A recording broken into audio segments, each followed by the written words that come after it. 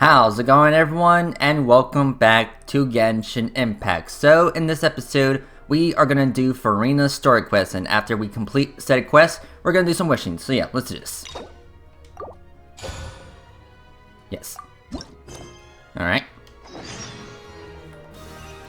Alright, so let's see here. Okay, yeah, we gotta go over there. Okay. So let's see what Furina has been doing ever since, well, the end of Act 5. So yeah.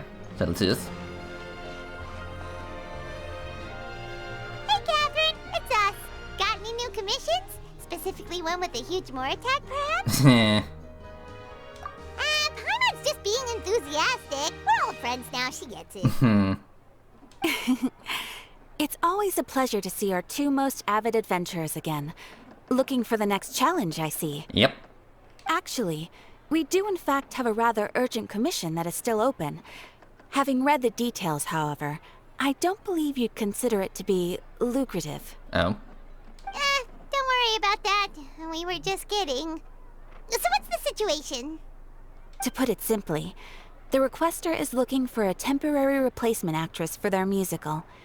The original cast member ran into some issues, and is currently unable to perform the role. Okay, I think I see where this is going. But the troupe has also been experiencing some financial difficulties, so unfortunately they cannot afford to pay the replacement actress. That does sound like a tricky situation. So basically they're looking for a volunteer? That's right. Our adventurers reached out to many actresses, but none of them were willing to take the job. There are only a few days left until the performance. If they can't find someone in time, they'll probably have to postpone the show. And delays tend to create all sorts of new problems. Got it. Oh, this one's a doozy. What do you think, Traveler? Any ideas? Well, we could ask Furina and, see what she's doing. Even if we took the commission, neither of us have any experience starring in musicals. I guess that's true. If you're interested in helping, why not start by having a chat with the requester? He's right over there. Okay. Maybe you can't fill the role yourselves, but you might be able to help him figure out another solution. Maybe there's something he hasn't thought of. Alright. Oh, it's that guy, huh? No wonder, he looks like he just ate a sour lemon. Yeah. Got it. Paimon approves, let's go!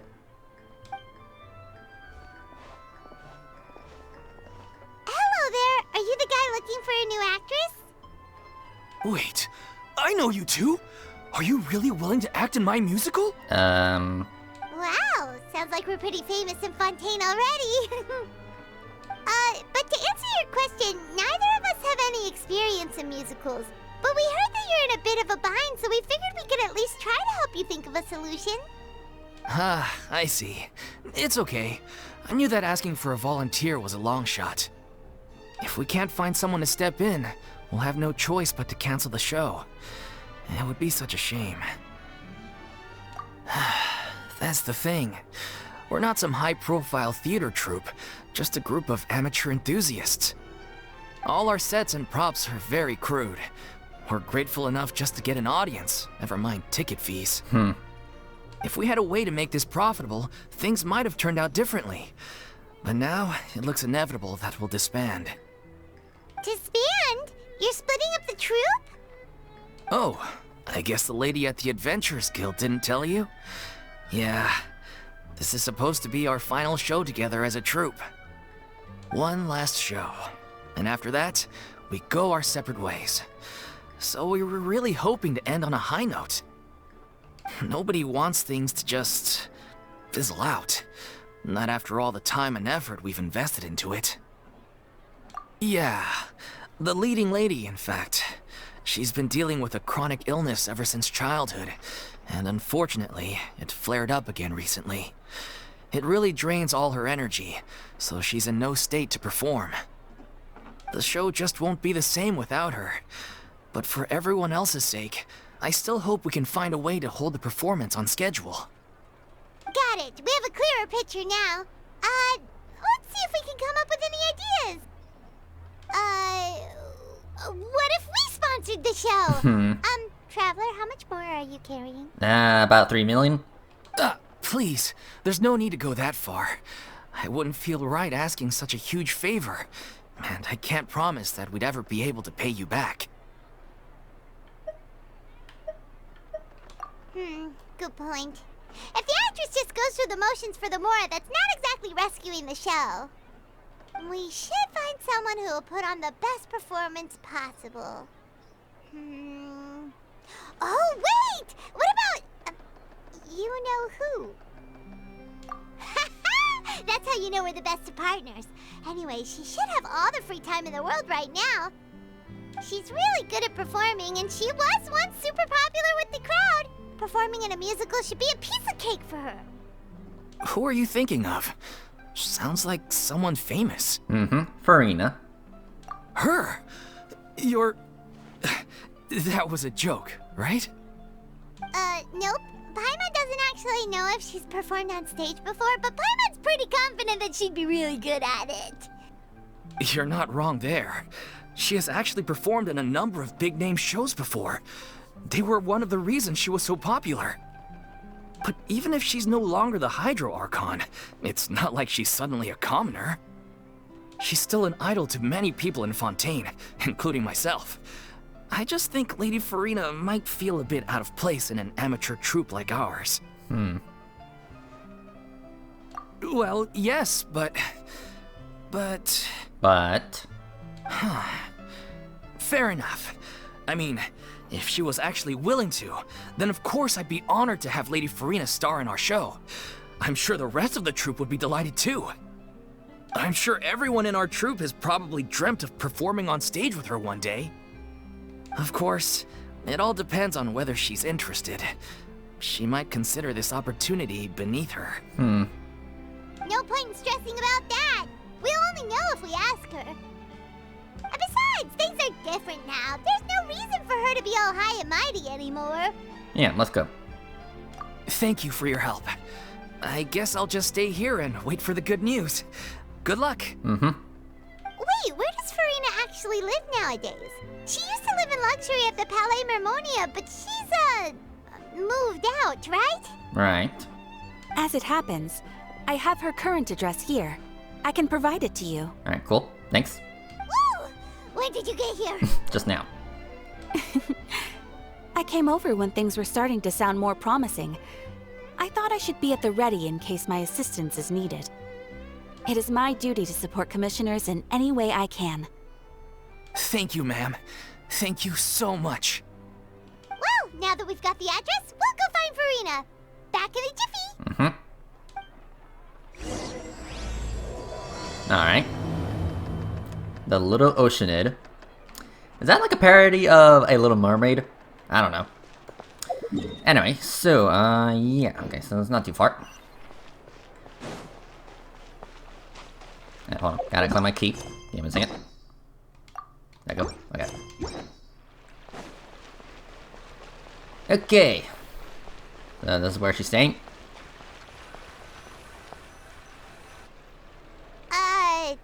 Did Catherine really give us the right address? She lives here? Not that there's anything wrong with this place. It's just, a bit of a step down from the Palais Mermonia. Yeah. You know, it's common courtesy to make sure the homeowner isn't in earshot when you're denigrating their abode. Hello. Okay, when did Poppy Got a Thin Air become all the rage? First Catherine and now you? That's funny. I was just out on a shopping trip. I ran out of macaroni, so I went to grab a few more bags. Okay. I used to have a much wider range of choices when it came to food. But now I'm finding that simple, traditional home cooking can be quite delicious too. Not at all. As long as you have different kinds of sauces in, you can have macaroni and tomato sauce one week, macaroni and bolognese the next. Oh, sounds like you're really struggling to cope. How rude! Questioning my cooking skills. The audacity! It's not like I have a very eventful life these days. Actually, I barely leave the house. So I don't see how it's unusual that my meals are a little simpler now too.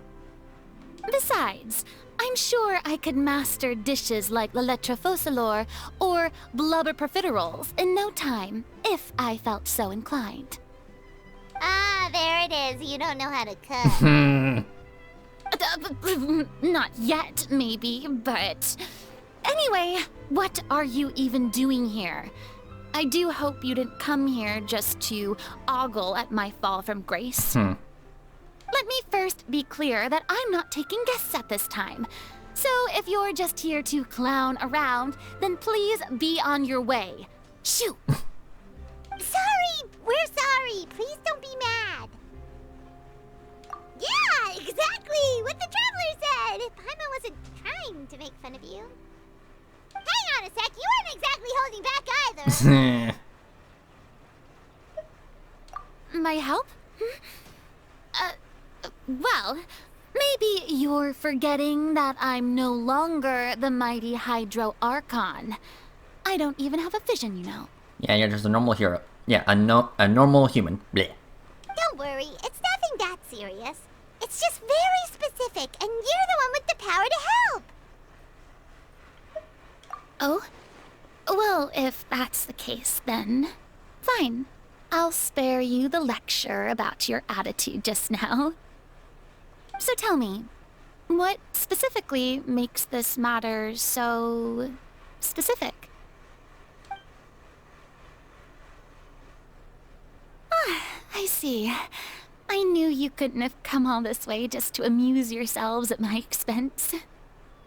After all, I was once the brightest star in all of Fontaine, well-versed in all the various performing arts. A mere musical is well within my capabilities. Okay. But given the present circumstances, I'm afraid I must regretfully decline your casting request. How come? It sounds like this would be a breeze for you! True, but I have made a decision to retire from the stage. Although I am no longer required to play the role of the Hydro Archon, the time I spent inhabiting that character has left an indelible mark on me. Yeah. Centuries of pretending to be a different person changes you completely. I'm not the same person I once was. Of course, that can't be undone now. It's too late, and I have no intention of reinventing myself all over again. But at least I can say that I no longer desire to play any new roles. So that's how you really feel?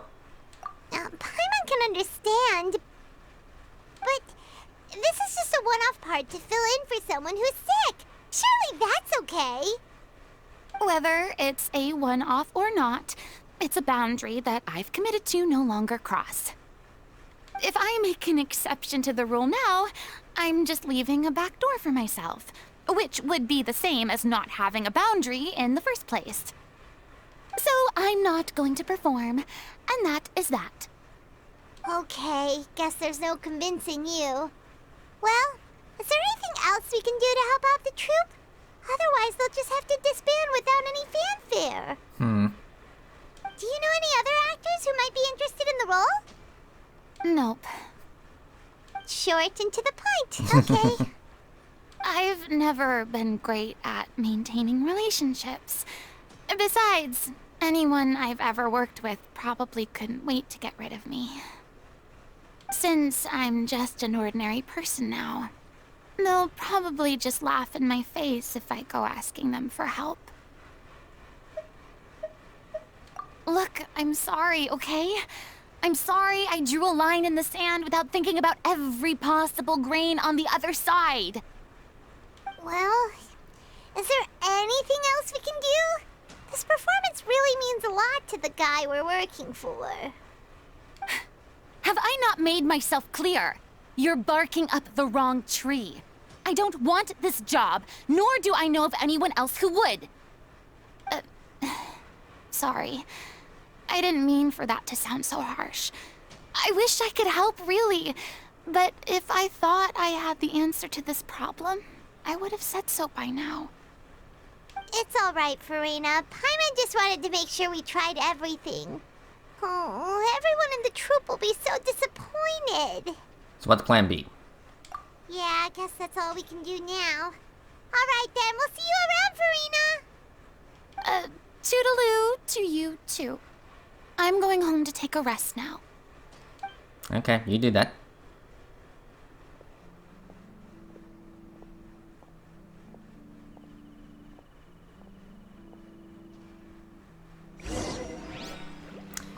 Man, it's like she's a completely different person now.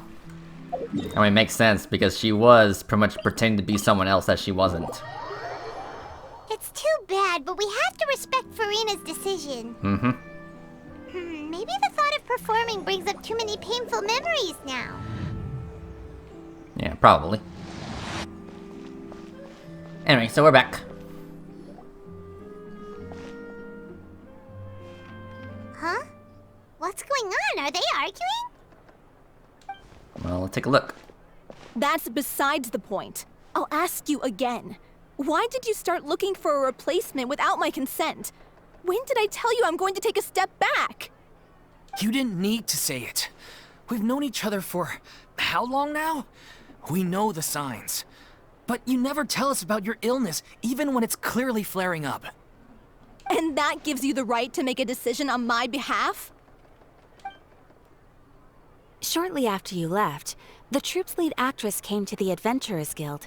She believes that she's healthy enough to perform. Excuse me, but can you both take a moment to discuss something else for now? The adventurer assigned to your commission has returned. Sorry, I was just dealing with a little misunderstanding. So, how did your conversation with Farina go? Fruitless. Sadly, it's a no from her. We tried to persuade her, but she wasn't having it. She doesn't want to play the role for personal reasons. I see. Well, circumstances have changed a little, so maybe that's not such bad news after all. You see, our leading lady has just informed me that she's well enough to make it to the show after all. Staging the musical with the full original cast was always the dream, of course. Oh, right! Sounds like everything worked itself out then. Yeah, she'd be livid. We'd get the scolding of a lifetime. Jeez, is Lady Farina really so harsh with people? Only joking, calm down. So, guess we can consider this case closed now, huh? Despite the fact that we failed to complete the commission, we were still racking our brains for ideas on the way back here. Look, there's no point arguing with you about this anymore. You've made yourself very clear, so I'll stop looking for a replacement. This is the last chance we have, though. If your illness flares up again, there won't be time to find anyone to replace you. So, are you absolutely sure you'll be able to handle it? The whole team is putting everything they have into this final performance. We have to make sure it goes ahead. Yes, I'm completely confident. I've been taking a new medication from the doctor, and it's working brilliantly. I'll definitely be able to tough it out until the performance day. I share everyone's desire to commemorate all our years as a troupe with a proper farewell show. So the last thing I want is to be left out. Every one of us thinks of this troupe as their home, myself included. You're right. I'm sorry. I let myself get too worried about the show. I should have asked for your permission first. All's well that ends well. Sounds like the show will go on. Sure. Farina?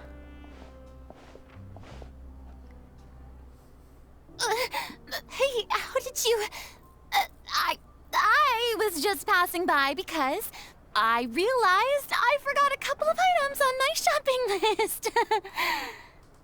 All right, I'm coming. No need to drag me. Okay.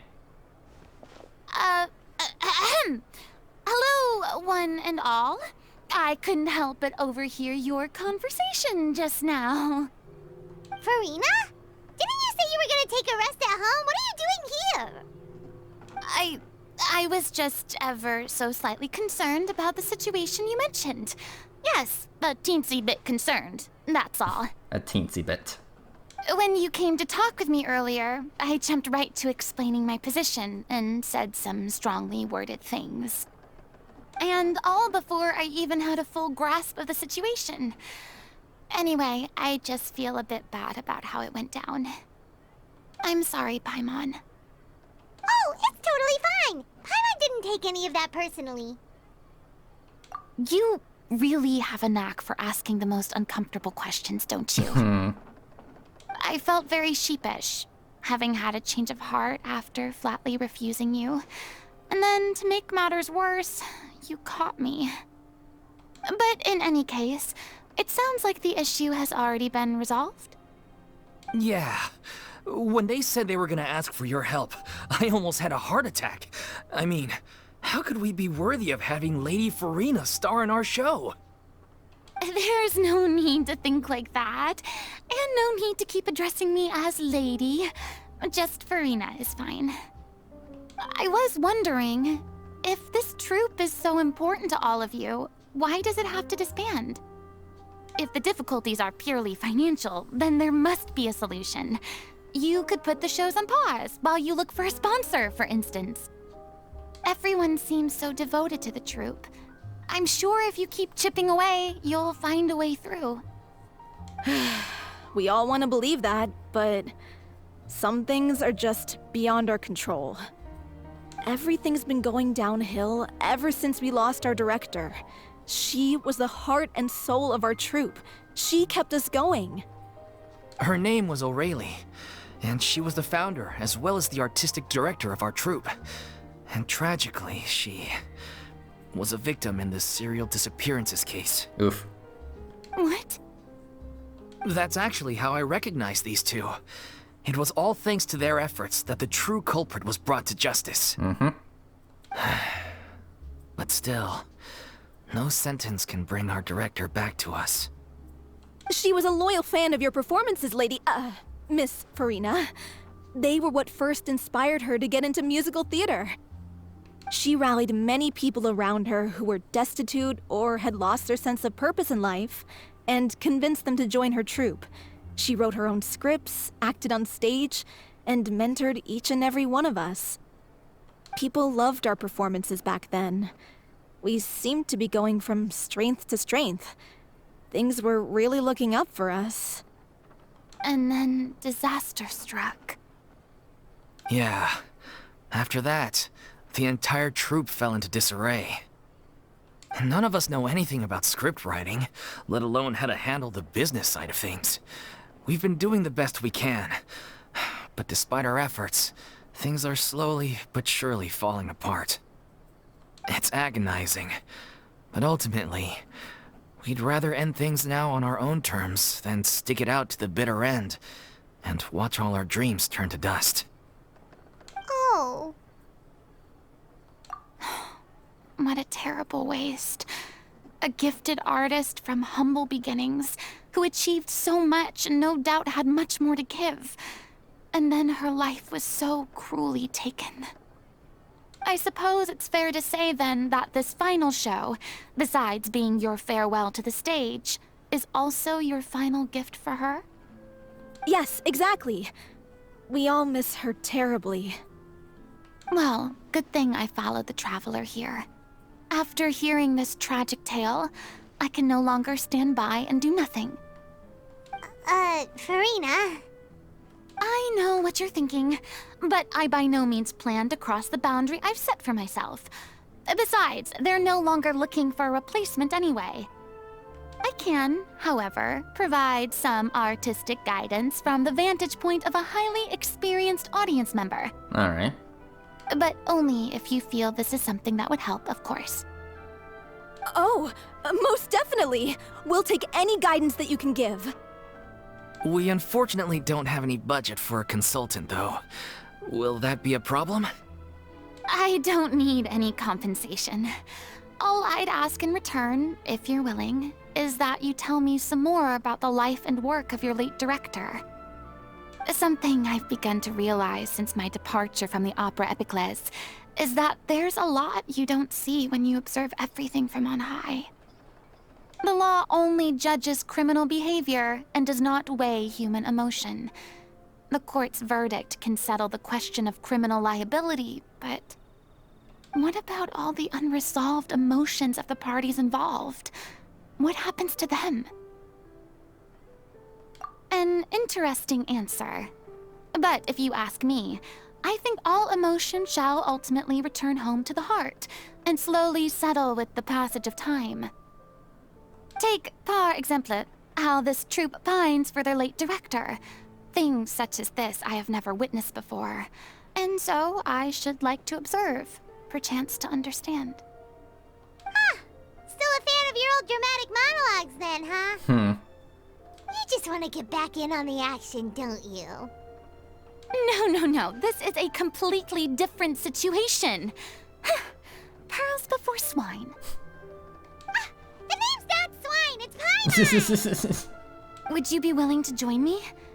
Come on, take a break from adventuring to listen to a story. Yeah, I'll do it. Thank you all so much. Our director was a huge fan of Miss Farina's performances, as of course we all are. All right, follow me. We'll go to our usual practice space. Please excuse the size. It's a little on the smaller side. Okay. So let's see here. Yeah, pretty much over there. But yeah, so far I'm definitely liking this new side of Farina. You know, she's more herself. You know, instead of playing the role of a god.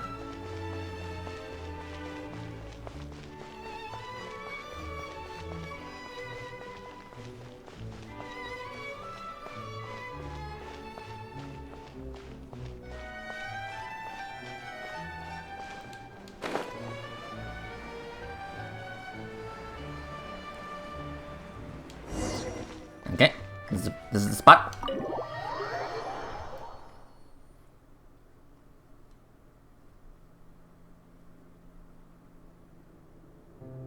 Okay. Huh? Lady Farina? Mm-hmm, in the flesh. What's Lady Farina doing here? Hello all. Allow me to explain. As of today, Miss Farina will be supporting our production of The Little Oceanid in the role of artistic consultant. These two over here are the ones that made it possible. They kindly reached out to Miss Farina on our behalf. I'm sure they need no introduction. You bet! That was the trial of the century! Mm-hmm. You helped bring our director's murderer to justice. We can't thank you enough. Oh, please don't mention it. We're just here to join in on the fun. So, you were saying The Little Oceanid? Yeah, that's the name of our final show. It's an unfinished script left behind by our director. One of our greatest regrets is that she never got to complete it. So, if we can bring it to the stage and make it a successful show, we can all take some solace in that. Wait, but if it's not finished, then... Yeah, we've been battling issues on every front trying to realize this dream. Anyway, let me give you a quick summary of what the story's all about. The protagonist of the story is a young Oceanid who transforms herself into human form, despite the protests of her family. Okay. She longed to live just like any other human. And sure enough, she found friendship and even love. Everything seemed perfect. But one day, her true identity was exposed, and her world came crashing down around her. So far, so good. A classic tale. What happened after that? That's one of the issues we've been trying to deal with. Unfortunately, this was as far as the director got with her script. We need a proper ending so we can bring this musical to the stage. But people have different opinions on which direction to take it in. Yeah. We still haven't decided between a happy ending or a true-to-life tragedy. By true to life, you mean the director's sudden disappearance? Yeah, like they say, truth is stranger than fiction. But Then there's the question of whether we really want to use the stage to pass our raw pain onto the audience. Exactly. A lot of the time, people come to watch a show just hoping for some light entertainment. We have to consider their emotional stake in this, not just our own. And one last thing. We're still waiting on confirmation from 2 of our main actors. The first is Paulo, who plays the protagonist's lover. He's locked himself away to focus on writing an ending for the script, but the deadline's passed and we still haven't heard from him. The other is Villemont, who plays the main antagonist. He took the director's death pretty hard. Hasn't set foot in the city since. He did write to us, promising that he'll be there for the final performance, but we haven't seen or heard from him since. So we're not really sure what to make of that. Although, now that we have Miss Farina helping us, maybe we should take the opportunity to get everyone back together. What opportunity? What do you mean? Maybe you're unaware, but your name has always been like a rallying cry for us. Our director was constantly singing your praises. All of us look up to you as a role model. Oh, stop! You're making me all flustered. Although, not in a bad way. I suspect the reason they're dragging their feet is that they have their doubts about whether the show will really go ahead, considering all the issues you've been facing. But one by one, all the obstacles are being removed. Now is the time to rally the troops. Makes sense.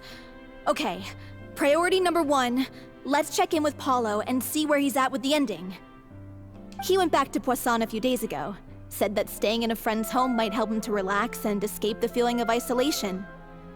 I thought the last thing his friend would want right now would be to take visitors, given that Poisson was flooded not too long ago. But I guess it's the opposite. A friend in need and all that. Yeah, maybe he could use some company. Poisson? There's something wrong? Nothing. I suppose my presence will be indispensable if we are to restore his faith in the show. So, allons-y. To Poisson! Okay.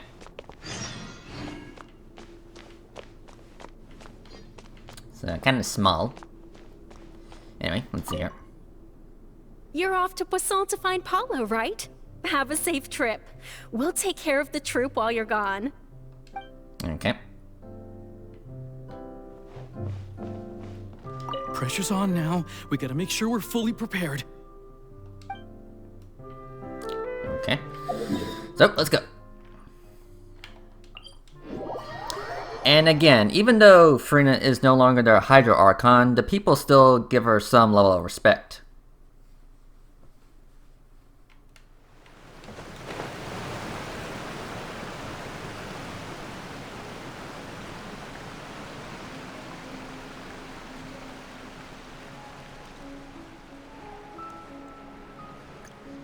Light him up.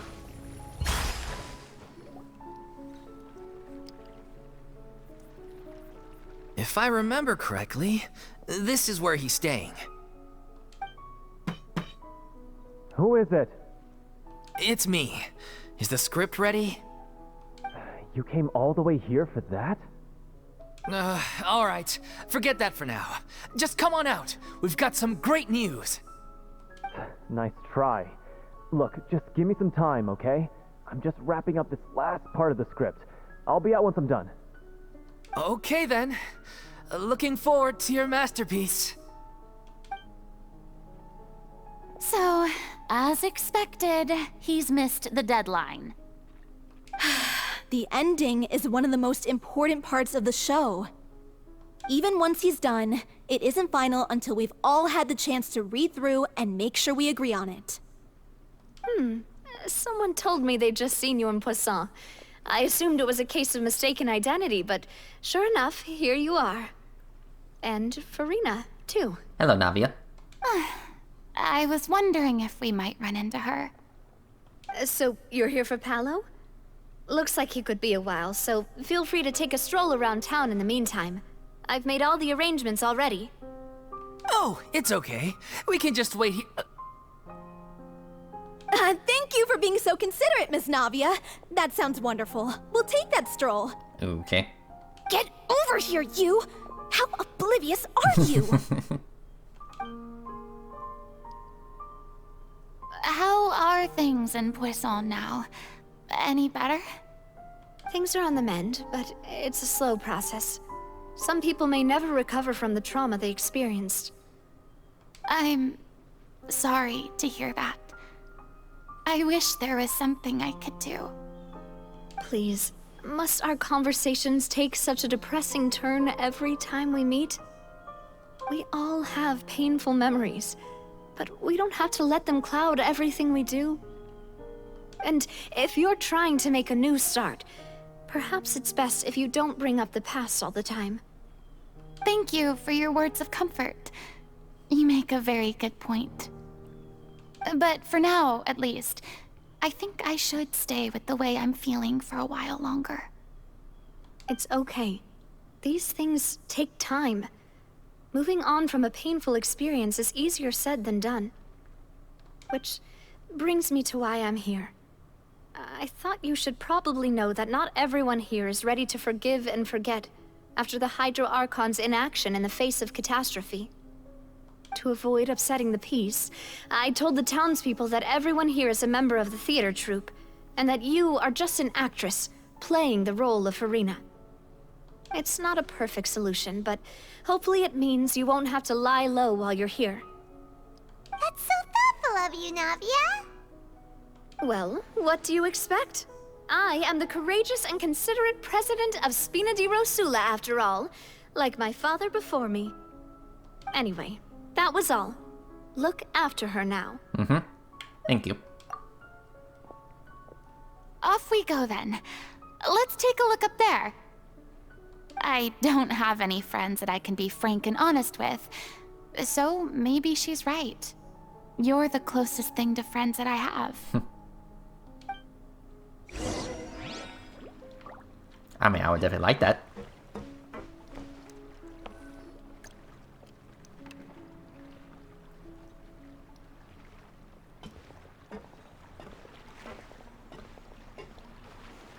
Oof. Yeah, they're giving her the stink eye. I'm so grateful that Miss Navia was so understanding. To be perfectly honest, I didn't know if I was ready to meet her. It's always easiest to just run away from your problems. But that never fixes anything. You can't get around the obstacles without facing them. So that's why you were nervous when they brought up Poisson. Yeah. I'd be lying if I said I wasn't scared of coming back here. Still, I felt it was something I had to do. As I was saying before, I want to see for myself the things that I never could in the past. I'd be overjoyed if the people here could find it in their hearts to forgive me. But they're more likely to unleash a tirade of vitriol against me. Which, of course, I completely understand and accept. Yeah, I can tell people are watching me. I'm sure some people here see the idea of someone coming to Poisson dressed as the Hydro Archon as extremely disrespectful. I used to be terrified of the gaze of other people, especially when they had suspicion or resentment in their eyes. I guess I wasn't quite ready for this after all. I'm not surprised you're making yourself go through all of this.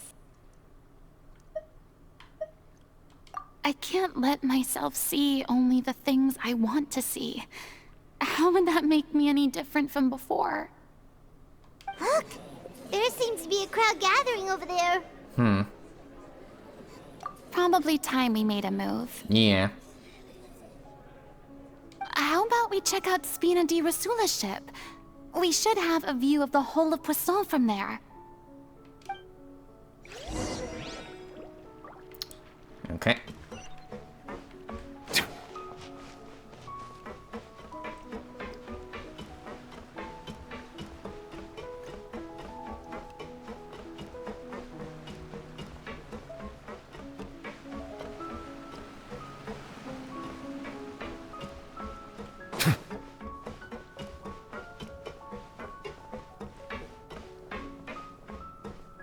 Okay, we're here. I'm sorry. You probably just wanted a relaxing stroll. And here I am dumping all this heavy stuff on you. We don't mind. It's actually refreshing to see a different side of you. Yeah. Great. Well, I appreciate your company, so please don't disappear just yet. I don't know whether you can tell, but the years of suffering and loneliness aren't the only reason I have a hard time facing up to who I used to be. As I stand here by the ship, I can't get the images of the rising water out of my mind. One after another, people were taken by the water. All those treasured lives and memories washed out of existence in an instant. They thought their god would protect them. They had absolute faith that when disaster struck, a divine power would save them from harm. And all the while, I played my part to perfection to convince them that was true. But then the floodwaters finally came, and the Hydro Archon did nothing. You shouldn't look at it like that. You're only doing your duty. Yeah, don't be so harsh on yourself, even though I was originally harsh on you, but, you know, for good reasons. It's just that I didn't know at the time. I've had to go through so many moments like that for the sake of protecting the truth. As time went on, it got harder and harder to bear, and I became more lonely and isolated. Eventually, I realized I had nothing left except the truth.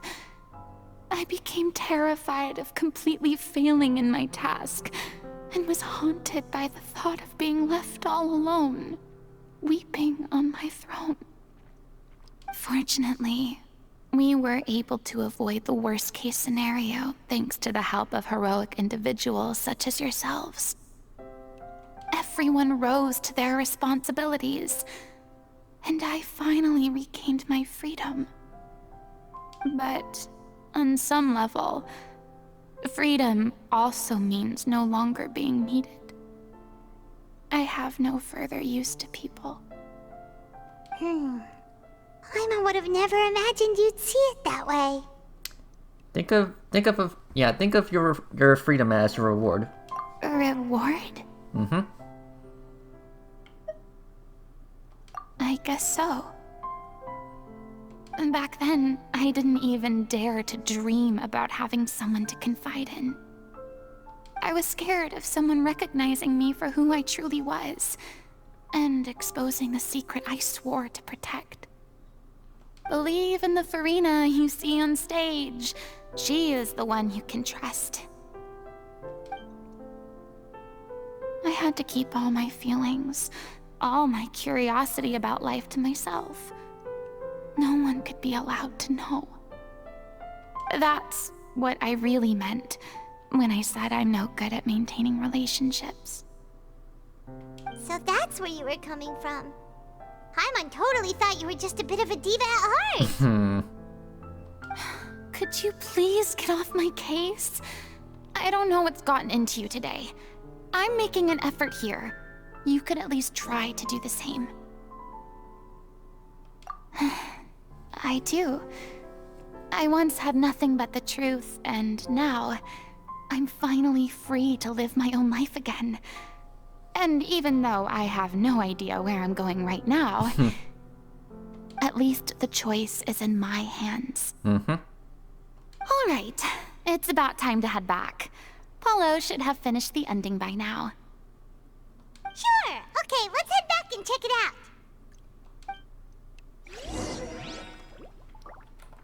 Okay.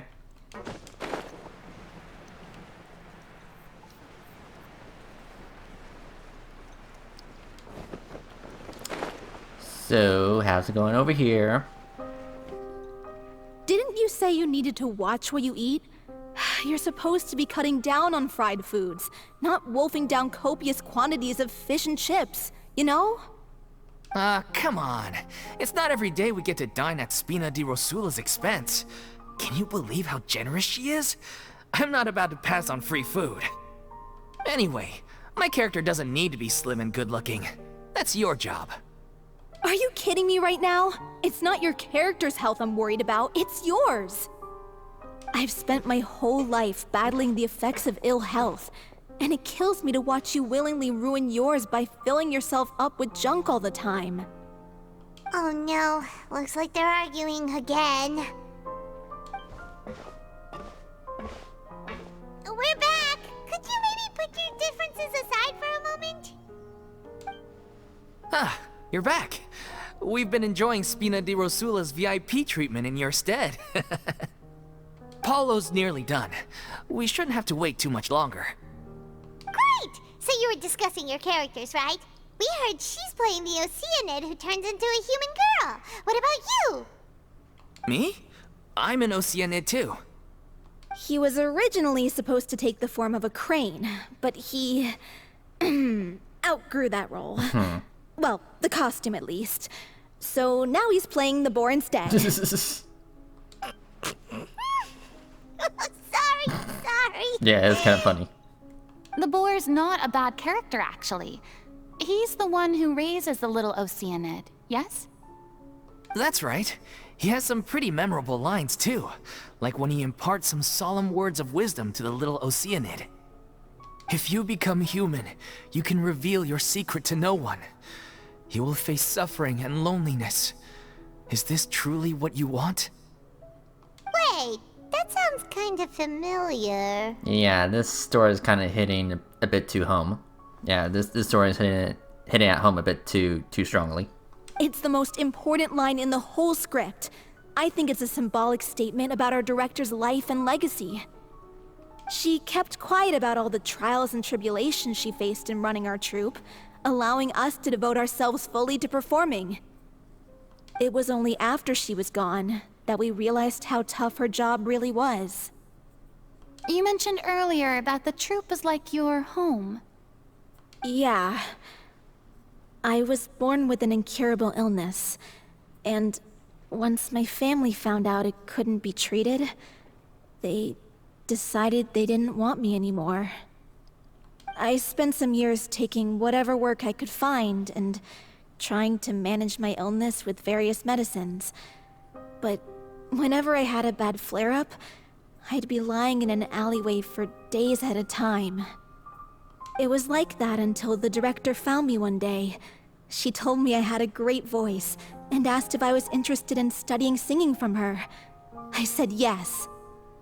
She took me under her wing, taught me to both sing and act, helped me find Mora for my meds, took care of me when my condition decided to flare up. I know it was all a huge burden on her. She sounds like a really incredible person. She really was. She gave everything she had to her troupe and the people in it. All of us were so proud to call her our director. I was a lost child too when she found me. As the child of a murderer, my parents weren't around when I was little, so I got sent to an orphanage. The other kids were always picking fights with me. They'd say things like, "Come on, you must be pretty tough if you're the son of a murderer." It was just to taunt me, though. I was an easy target, and they knew it. One day, I got beaten up so bad that I just couldn't take it anymore, so I ran away. I lost all faith in humanity by that point. Thought the whole world was out to get me. Let me guess. Fortunately, the next person you ran into was the director. Yeah. For the first time in my life, I was somewhere I felt safe. And I promised myself I'd stay here until the day the group parted ways. The day you hoped would never come. How times change. Oh, you're finally done? Get your butt over here. There's someone I need to introduce you to. This is our new artistic consultant, Miss Farina. Farina? The Farina? Oh my god, how did you manage to wrangle that? Please, The honor is all mine. I was profoundly moved to hear about your troupe and your wonderful director. I just wanted to do something to help.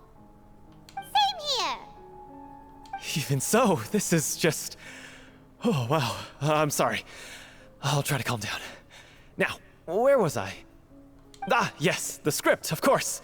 Let me give you a rundown of how the story unfolds in my version of the script. I'm sure you're already familiar with the beginning of the story. A little Oceanid decides she wants to become a human, against the wishes of her family. She finds love and friendship in the bustling city. But then, disaster strikes. The people start to notice that all the fresh water in the surrounding area is slowly disappearing.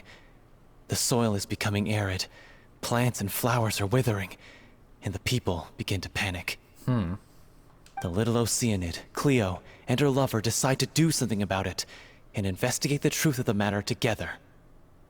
In the end, they discover that all the waste and pollution created by humans over the years has caused the fresh water to flee the land, as if driven by a consciousness of its own. Consciousness? You mean the water is sentient? Water as a conscious entity. There's actually quite a few stories that explore this theme. Since the little Oceanid is a water spirit, she immediately understands how the water is feeling. She then tells her lover about her true identity, as well as the truth behind the crisis. Her lover accepts her for who she is, and works with her to find a way to bring the water back. However, unbeknownst to them, there were some people eavesdropping when she revealed her secret. The little Oceanid is accused of being directly responsible for driving the water away, and faces the greatest dilemma of her life. And then? In the end, she makes the brave decision to sacrifice herself to save her lover, and the rest of humanity. Huh? But didn't they all treat Cleo like a villain? Why would she want to save them after that? Well, she mainly wanted to save her lover, plus everyone who'd stood up for her. Through her love for her human partner, she was able to find an even greater love, one that extended to all of humanity. Surely the biggest strength of Cleo's character. There's actually something else that bothers me. You know the protagonist is supposed to represent the director, right? And she never had the chance to become a hero in our world. If we're serious about dedicating this show to her memory, we should make the ending as true to life as possible. What about if the little Oceanid is hounded to death by people who hate her, her lover makes sure her secret never gets out, and humanity continues down the path to extinction? That sounds like too cruel of an ending to me. And perhaps a little irresponsible to present to the audience. That ending would be a perfect mirror to Director Aureli's death, both arbitrary and meaningless.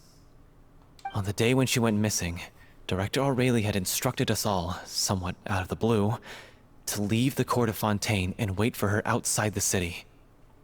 We waited and waited at the rendezvous point, but she never came. By the time we returned to the city, she disappeared without a trace. We looked for her. The Gardamex looked for her, but she was nowhere to be found.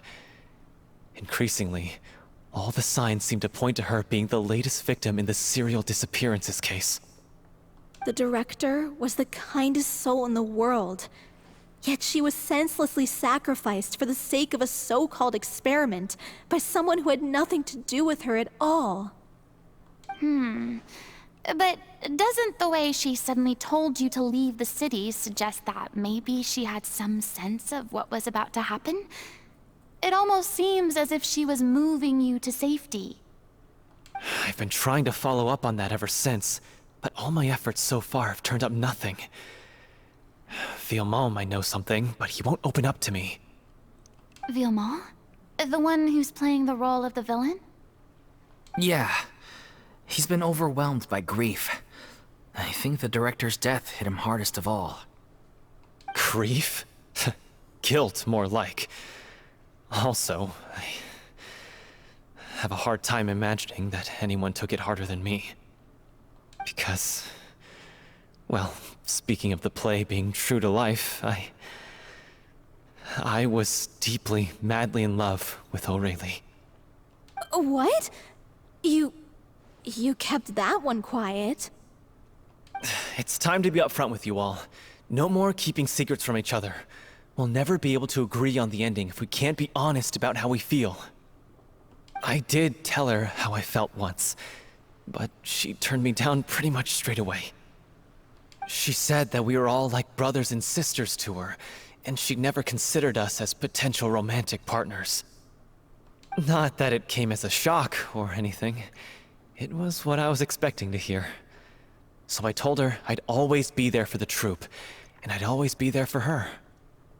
I said, maybe one day in the future, when everyone's settled into their own lives and on the up and up, and managing the troupe no longer required her constant attention, well, maybe then she could reconsider what she really wanted in her life.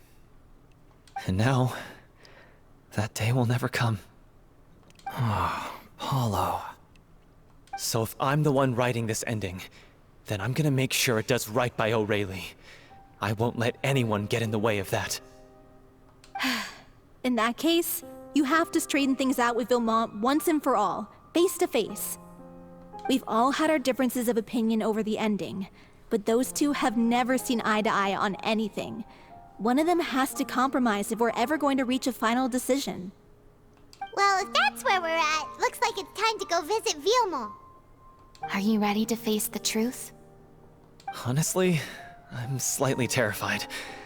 But for the sake of our final performance, I'll do whatever it takes. Funny you should ask, though.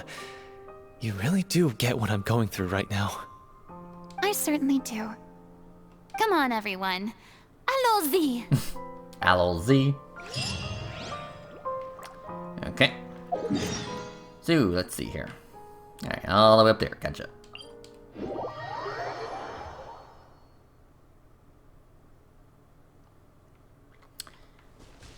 Okay, let's see here.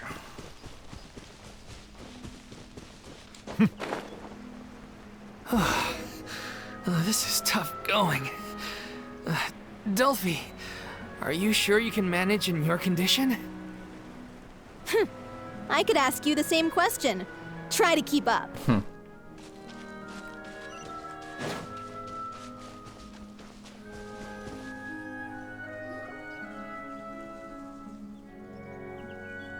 Nope.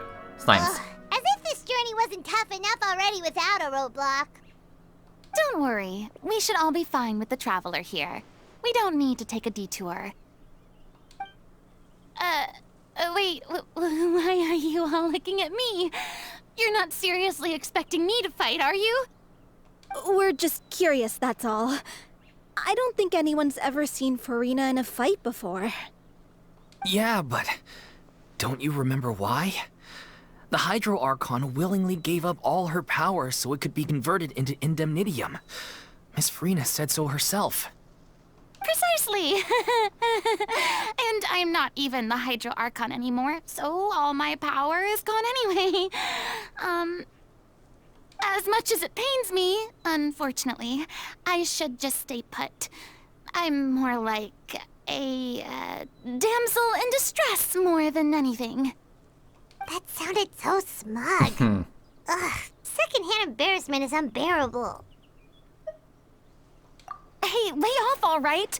My bluff is hanging from a thread here. I'm sorry. I got carried away. Please help us out, would you? Aw, too bad. I was so pumped to feast my eyes on fight mode Farina. Sorry to leave all the heavy lifting to you. Don't worry, piece of cake. Yeah, we got this. Okay, well, the thing is, hold on. Everyone hold hands. Stand with me! Out of my way! Order guide you. Okay. This may turn a little. Bow your head. Back up now. The tides beckon. I see everything. Share my knowledge. Gather. dissipate! Lightning purify! Silence! Bravo! Good show! You certainly live up to your reputation. Uh-huh. Yeah, thank you.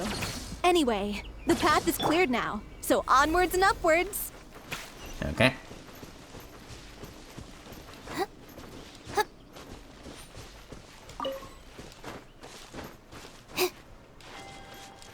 Okay. I'm pretty certain this wasn't here before.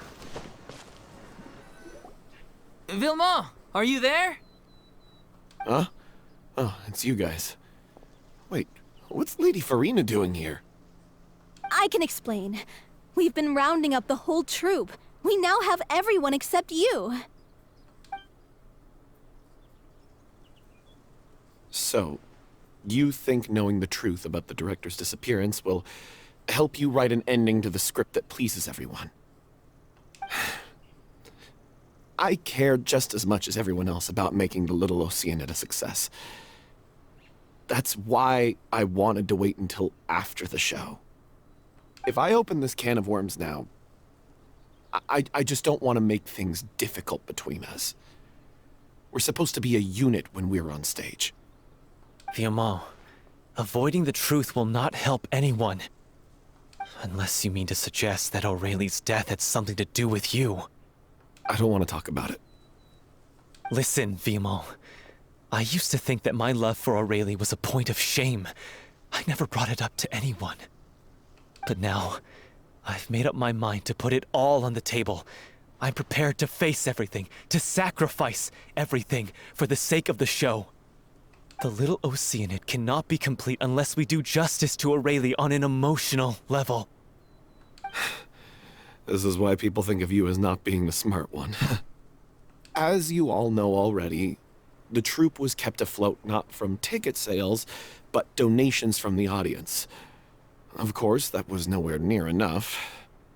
We took on side jobs when we weren't performing, but even then, the troupe's financial situation was pretty dire.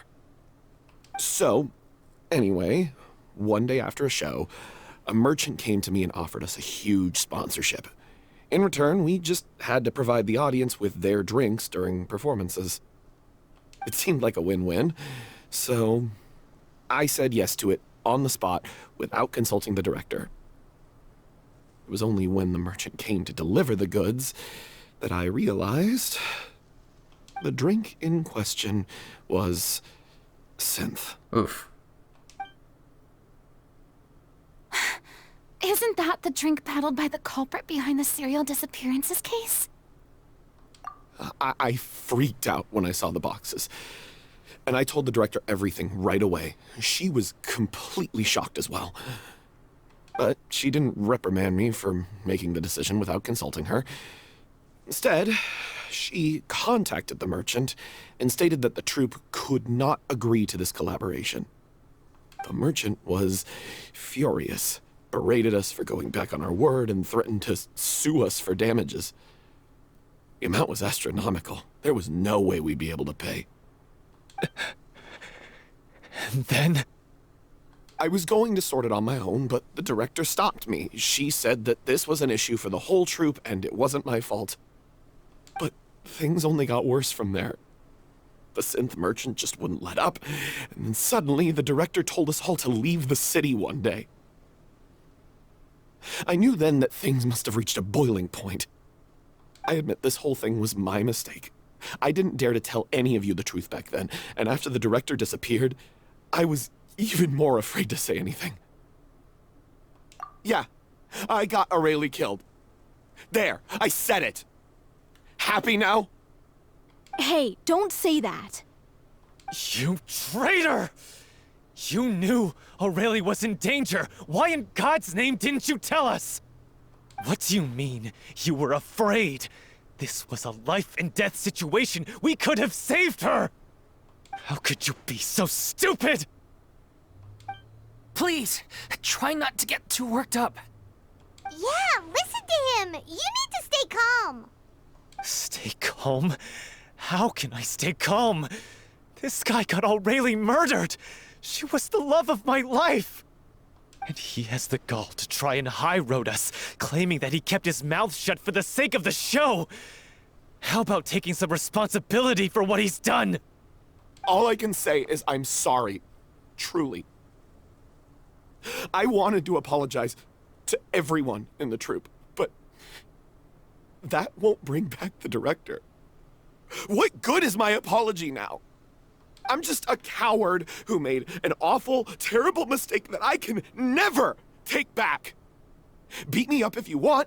Kill me if you prefer. It's what I deserve. Okay, we don't have to go that far. End my life so I can meet the director and apologize to her in person. Get out of my sight! Go! Get lost! I don't ever want to see your face again! That's enough!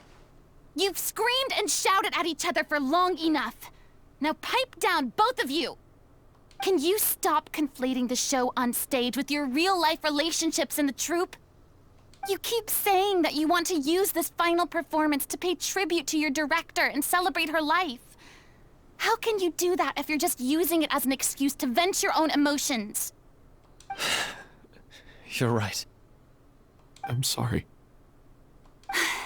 On stage, the lead role is the focal point of the audience's attention. And you're all used to seeing the director as the heart of the troupe. But in her own life, her greatest desire wasn't to be the center of attention. I can tell how much she loved you all, and how much she loved the troupe. What she wanted was to build a warm home for all of her brothers and sisters. To shield you all from the storms that rage in the world outside. That's how you should remember her. And that's what you should be celebrating. I understand why you're trying to make her the hero of the story, but isn't she your hero already? After everything she did for you? Yeah. So think hard about what that means. And then think again about what you hope to achieve by arguing with each other. If you really hate each other and can't reconcile your differences, then you could just call it quits now. Why bother with the final performance if the group is already fractured? But you can't bring yourself to do that, can you? You care too much about Director O'Reilly and the home she built you all to let go. What are you laughing at? I don't see what's so funny. Sorry, I didn't mean it that way. It's just that, for a moment there, it felt like our director was back with us again. If she'd seen Paulo and Vilmont at each other's throats like that, she would have scolded them exactly like you did, in that same stern voice. Really? But she sounded like such a gentle person. Of course she was. Even her harshest lectures came from a place of kindness, and it showed. She really was a truly outstanding person. What you said, it really puts everything into perspective. I'm truly sorry. I really meant for this to be a genuine apology, but I ended up making it all about me and my self-pity. It's all right. Let's save all this for after the performance. So, the ending. What are we gonna do about it? Clearly, everyone needs to take a step back for now and reflect on what really matters. When emotions are running high, things get lost in the fray. The end of the story needs to focus back on O'Reilly herself. She's the true star of the show. What do you mean? The Traveler is right. You once investigated that underwater synth base and recovered items belonging to the victims. If you could find anything that O'Reilly left behind, perhaps we can get a better sense of what she went through in her final days. You really think that's possible? I trust that nobody would object to the ending of the story being based on O'Reilly's true feelings. No. Well, we'll leave this in your capable hands. Come, let's pay a visit to the Palais Mermonia. The rest of you, head back to the rehearsal location for now, and wait for our good news. Whew, okay. Alright, back to Nouvelette's office. Here we go. But yeah, so far this has been an emotional roller coaster.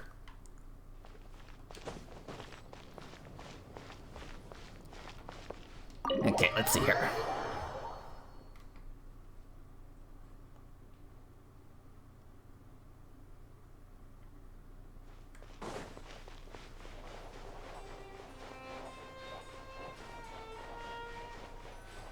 Hello.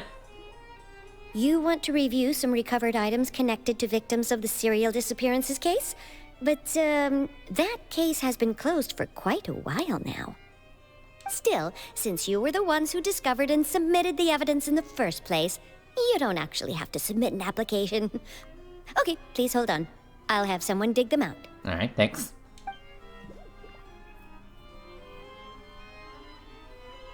So, this is all O'Reilly left behind. Just whatever she was carrying on her person and this tattered old notebook. Hey! It's full of script lines! Oop. And sketches too!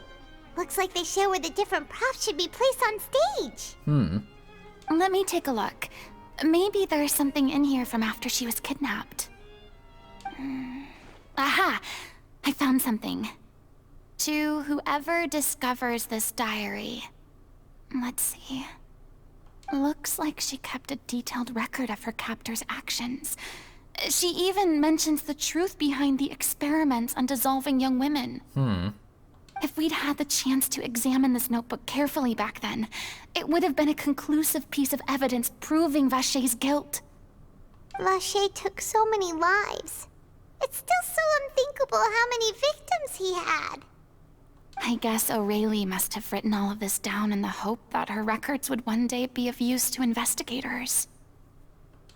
Wait, it cuts off. Is something wrong? Her handwriting here gets patchier and more illegible by the line. She probably didn't have much strength left. Her final words are... I'll let you read them for yourselves. Okay. Let's see here.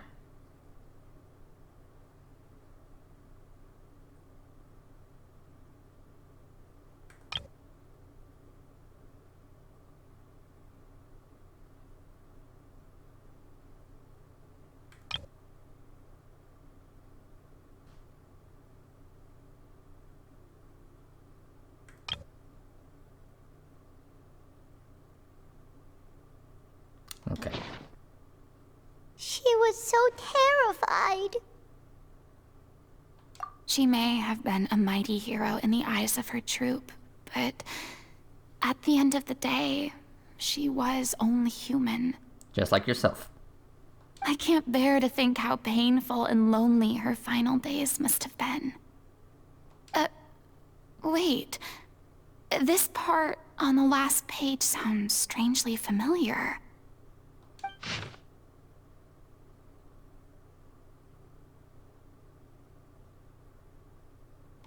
If you become human, you can reveal your secret to no one. You will face suffering and loneliness. Is this still what you want? Isn't that the most important line in the little Oceanid? Because I am an older sister to them. Oh. So she didn't regret her decision. Even as she sat in silence, waiting for death to come. I'm sure this is what the troupe would have hoped to hear as well. She had their utmost trust, admiration, and love, and she truly deserved it. Let's go. It's time for them to learn Director O'Reilly's final thoughts.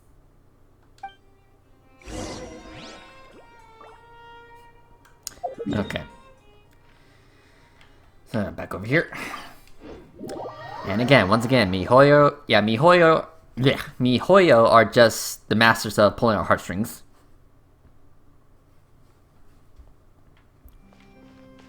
I guess Hoyoverse, yeah. I mean, that's how they usually go by nowadays.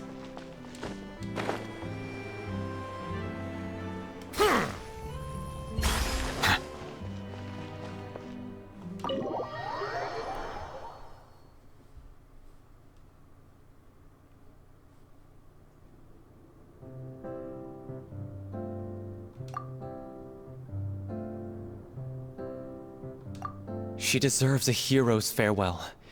If that's the only way to convey to the audience the courage and selflessness that she showed in the face of death, then it's a meaningful way to end the story.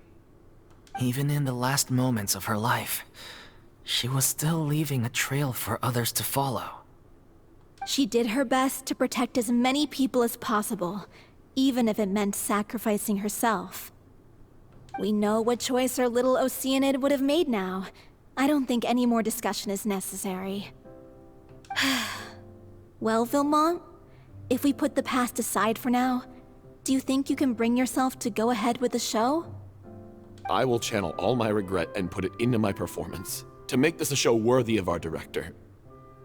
I won't ask for your forgiveness, and you don't need to worry about my feelings.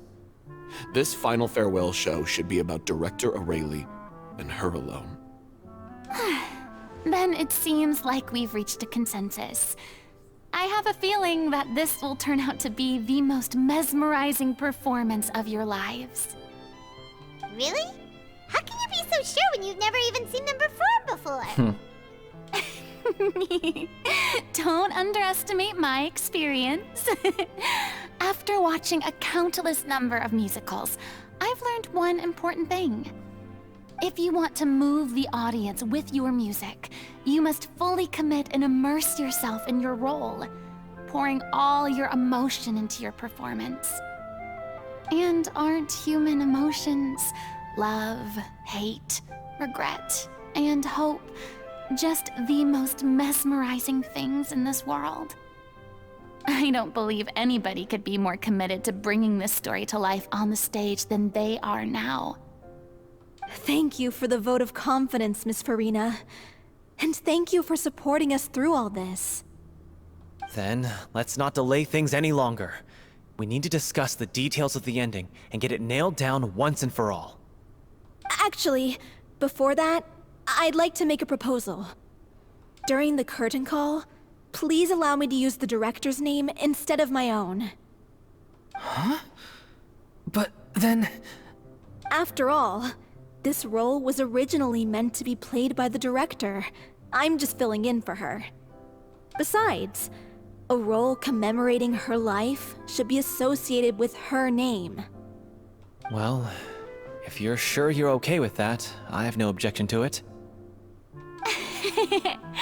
Now we're talking like a serious acting troupe. All right, I'll leave you to fine-tune your musical while I go and procure a stage. Procure a stage? Oh, it's okay. Our usual place doesn't need a reservation. That place? Oh, don't be silly. For an extraordinary show, we need an extraordinary stage. By which I, of course, mean the Opera Epiclese. Whoa, wait, what? The opera. No. That's never going to work. It's far too fancy for the likes of us. What are you afraid of? Surely you don't think that Aurelie's story is unworthy of the grandest stage in Fontaine. No, that's not what I meant. It is supposed to be your grand finale, right? Yeah, believe in yourself. I have no problem with it then. How about the rest of you?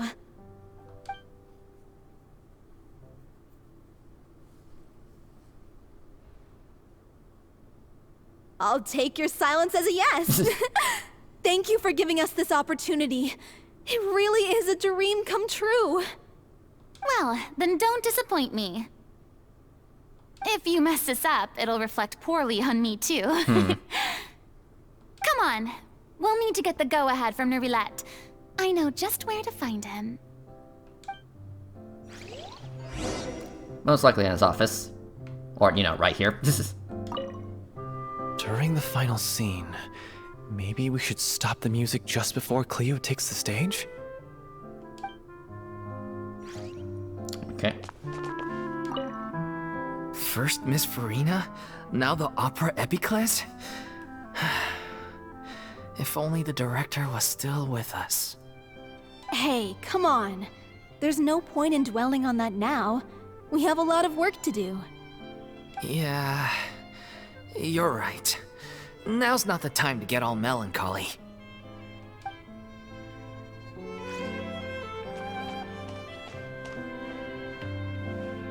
Can't talk to her.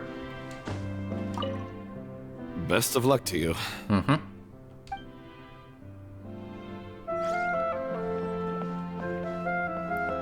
Okay. Let's see here. Okay. Close to his office.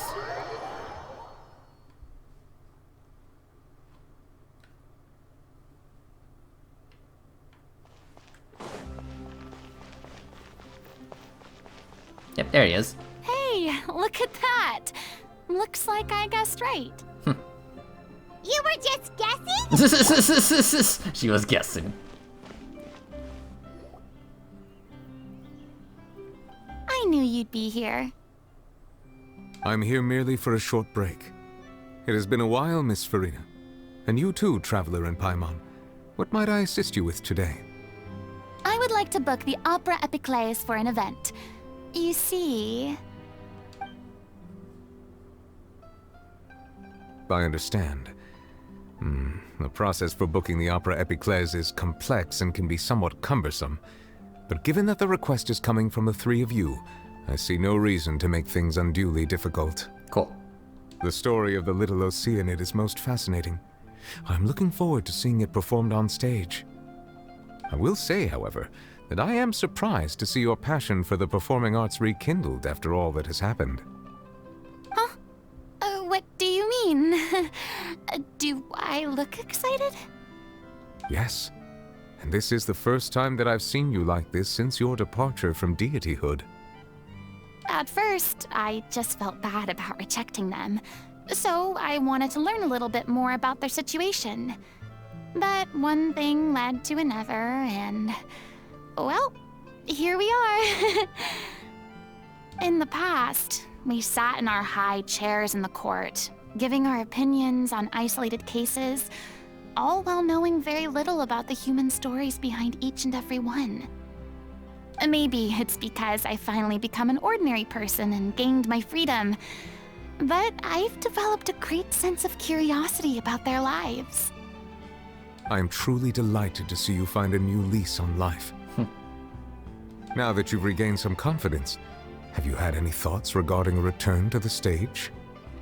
Why would you suddenly ask a question like that? Well, if the little Oceanid turns out to be a great success, it will no doubt become a classic. Many theater companies are certain to add it to their repertoire. The experiences and decisions of the protagonist, Cleo, are all modeled after your own. Naturally, this makes you eminently suited to playing the leading role. It would truly be a shame if you did not take this opportunity to allow audiences to enjoy your outstanding acting talents once more. Haven't I already made myself clear? I won't act or perform in any role ever again. No exceptions. I don't know, I feel like you're gonna be in that role regardless at the end of this quest. Nor do I think it is any great shame. There is no lack of fine actors or inspirational stories, either on or off the stage. This experience is a case in point. I feel like I've learned a lot, and it has already been well worth the price of admission. I must admit, though, I'm a little envious. They're quite fortunate to be able to bid farewell to their past in such a magnificent manner. I see. Well, I'm glad to learn that you have found a role to play that you enjoy, be it on the stage or not. I sincerely hope the show will serve as the grandest of finales. I will have my staff book the date and mail the relevant paperwork to the troupe once the details are confirmed. Thanks, Nervalette. You're the best. You are very welcome. Many people were once enthralled by Lady Farina's performances, myself included. I hope that one day, she'll be able to understand that our appreciation was always sincere. Alright, cool. Yeah, back over there. Alright, let's go.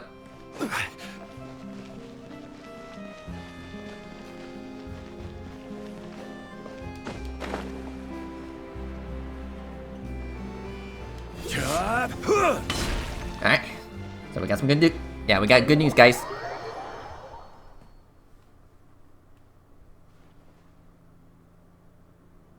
Good news! news, everyone. It's done. The Opera Epiclese is booked. Thanks to my eloquent and impassioned speech, Monsieur Neuvillette was moved to provide us with a fitting stage for this special performance. We've had to fight every step of the way for this opportunity, but we now have all of the ingredients necessary to stage a truly spectacular performance. A touching story, a magnificent venue, and last but not least, a passionate and dedicated cast. Now, let's work together and make this show the best it can be. This is truly wonderful. The sooner we can finalize the ending, the more time we'll have to rehearse. Fiumali and I just went over some parts of the script and tweaked a few things. I think it's really going to resonate with the audience now. Wow, you two had a constructive conversation? That's great! Communication is vital to any good performance. Look at us. We've come so far. I never could have pictured this scene a few days ago. It's amazing! Even though Farina's still being a bit of a drama queen about it all, she's really fired everyone up! Please feel free to give us any comments or suggestions you have. We really value your input. Hey, Loic, get over here. Time to practice the opening number.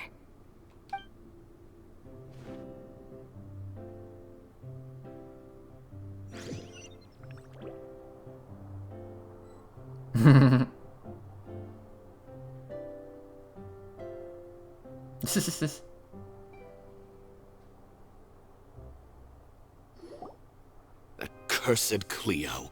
She stole the waters of life from us. She's a fraud, and she must pay for her crimes. This has nothing to do with her.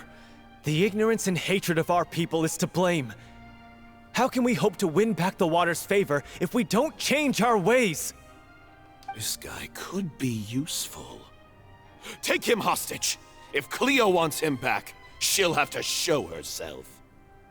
Leave this place, oh little Oceanid, and never, ever look back!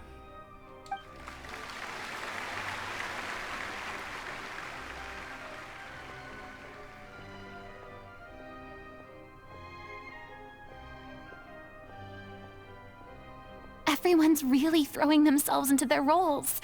I haven't seen such a fine performance in a long time. If only. If only. What should we do? It's almost time for her to take the stage! Why? Why does it have to be now? Hey, what's going on? You're due on stage any second now. Oh no, not again. But why? What about your new meds? Did they stop working? They've been getting less and less effective over time. I've had to keep increasing my dose. What? I thought they cure it. So they were only managing your symptoms? I figured whatever it took to get me through this final performance. How could you do this to yourself? And after that lecture you gave me about not looking after my health. I'm sorry. I've let everyone down. You... This is a conversation for another time. How can the show go on without its star performer? Miss Farina, I'd like to make a request of you. Say no more. If you're sick, you need to rest. I know what you're going to ask. Loic, your character has no more scenes, correct? Oh, yeah. I think my scenes are all done. Although, I do have one more line. But I guess another guy in the troupe with a similar voice register could take it.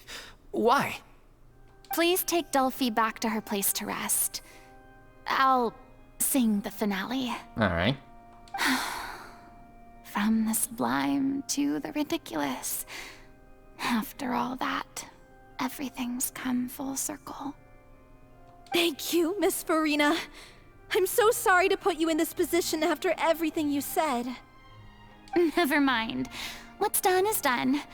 It's really my own fault for getting in too deep.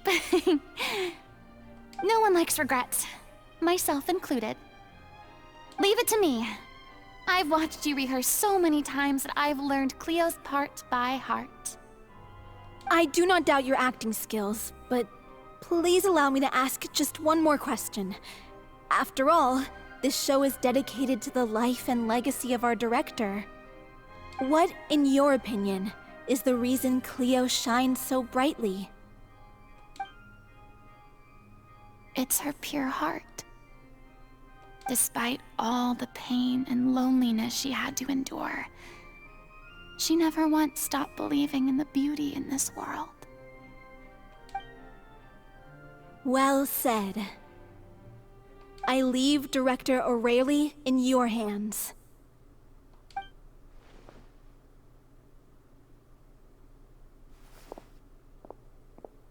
Yeah, I kinda saw this one coming.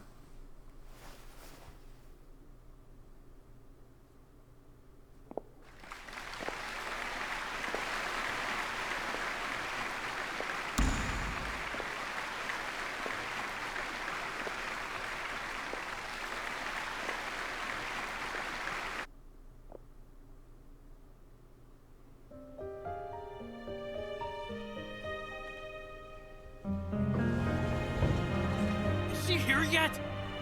When will she get here? She's not coming! You're wrong. She's here.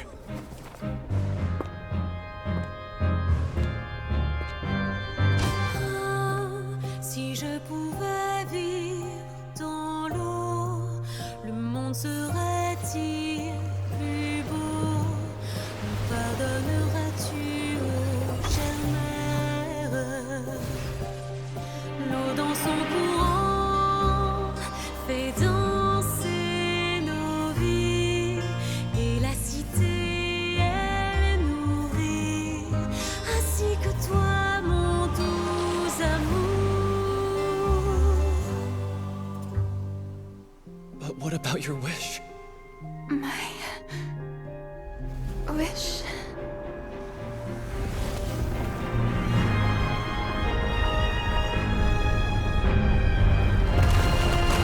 If you become human, you can reveal your secret to no one. You will face suffering and loneliness. Is this truly what you want? Le grand amour ne suffit pas, seul un adieu fleurira. C'est notre histoire de vie, douce et amère. Moi, je suis seule et toujours là, à voir le monde et s'inventer. Et ça ne changera jamais, jamais.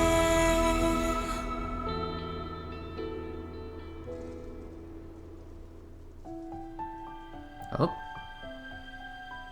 A vision.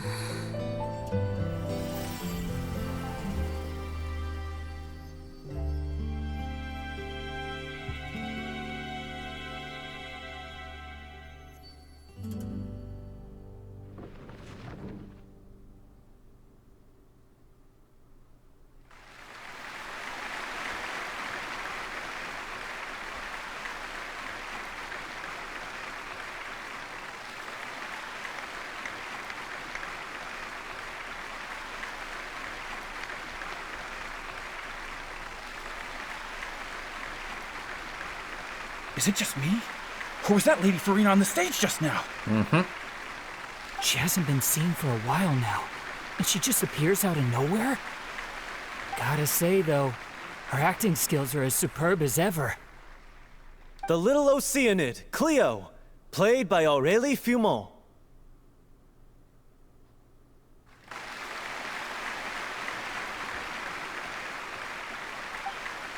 Wait, that's not her name.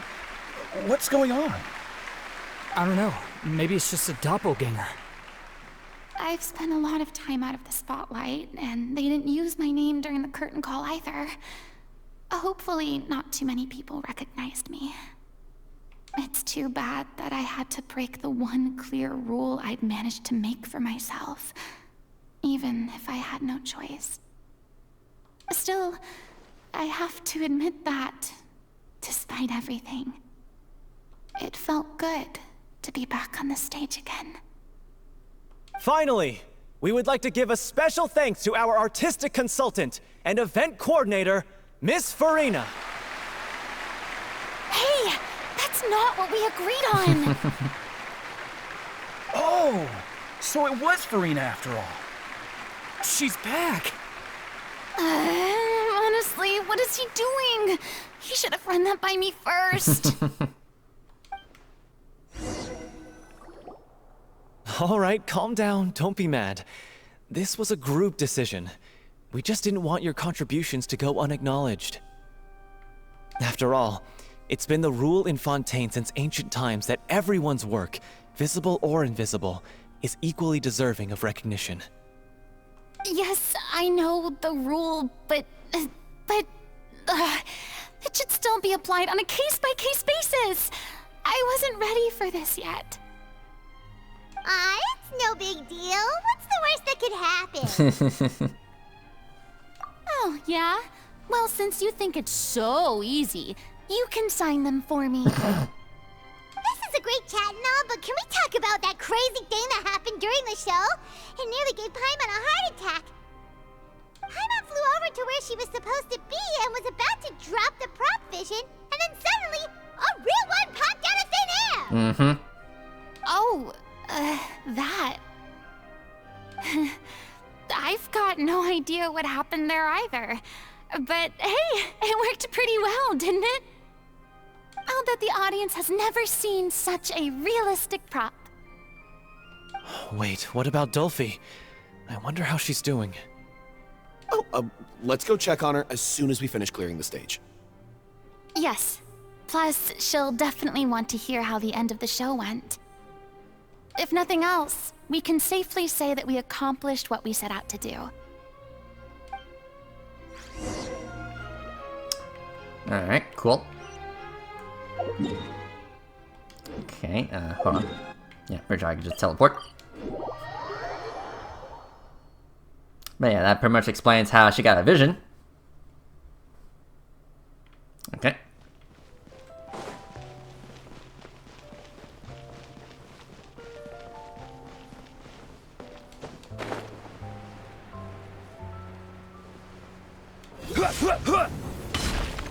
Okay, knock knock.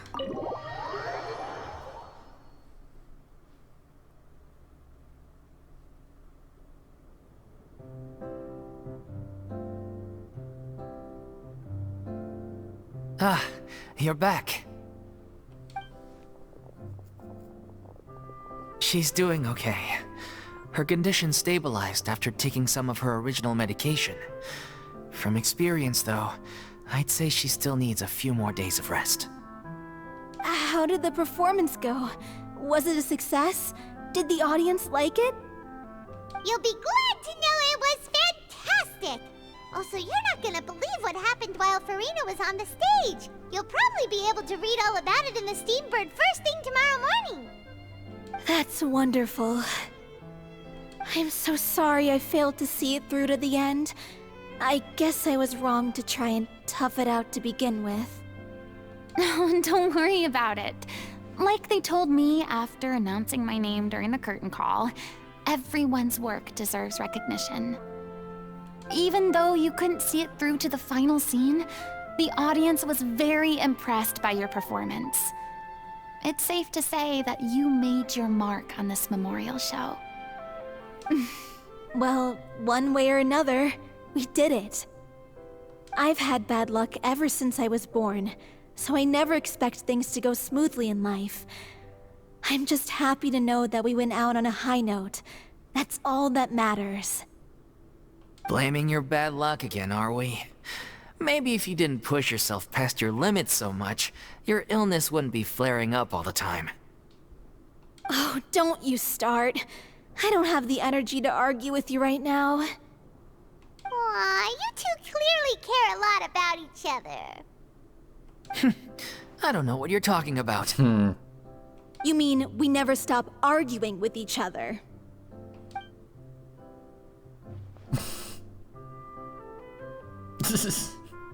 So, any plans for the next step? Yeah, what's next? After the brilliant performance you put on, the reputation of your troupe is sure to spread through Fontaine like wildfire. You won't have to disband if you don't want to. You could capitalize on the rave reviews and license out the little Oceanid to the bigger theater troupes out there. That would do wonders for your financial situation. No, we should still disband. Yeah, it's what we all agreed to. After all that's happened, I should give you guys some space. But maybe our paths will cross again one day. Hey, don't just walk off! I still want to keep performing, so I might join another troupe. After watching Miss Farina's performance, I think I'm starting to understand our director's infatuation with musicals. You should do it. It suits you. I'd originally hoped to keep performing too, but I don't know if my health will allow me to. Oh, so now you finally got your priorities in order. I guess I'll hold off until you've properly recovered as well. What about you, Miss Farina? Any future plans? Well, frankly, I think a return to obscurity is no longer an option for me. I'm sure a slew of consultancy requests will hound me wherever I go, until I finally acquiesce. You rather sealed my fate there with your special thanks at the end of the show. Sorry. It's quite all right. No need to apologize. What I meant to say is that this whole experience has shown me that perhaps I'm not as averse to a return to the stage as I previously imagined. Maybe Nervilette was right. Maybe Cleo is the right role for me. I still don't wish to pretend to be someone else, but I do have a desire to express myself. So, maybe the show will go on for me after all. Just do whatever feels right to you. Yeah. There was once a time when I was an actress in a masquerade, seeking only to hide the truth. But from now on, I want to spend my time learning real stories about real people and how they touch the lives of others around them. I want to watch them blossom and wither, see them refined on the page, retold on the stage, and remembered long into the future. I'm sure this is what captivated director O'Reilly as well. Sounds like you're ready to stop running from your true calling. The more you get out into the world, the more you'll discover what a fascinating place it is. Mm-hmm. And who knows, next time, I'll invite you to join me. Then it's a deal. If a vision is a gift from the gods, then I should do my best to honor it. Mm-hmm.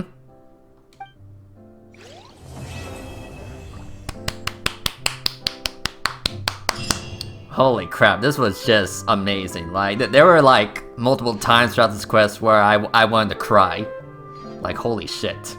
Okay. I'm just finishing packing up. As soon as I'm done, I've got an interview with the Steambird to get to. Okay. Thanks to all your help, this show was more perfect than we ever could have hoped for. But most of all, I want to thank you for giving me the chance to finally say farewell to O'Reilly. Yeah, no problem. I mean, of course I have some regrets, but... There'll be plenty of opportunities in the future for us to tell the stories that we want on stage. Okay. Now that the buzz is worn off, I feel ready to pass out. Okay.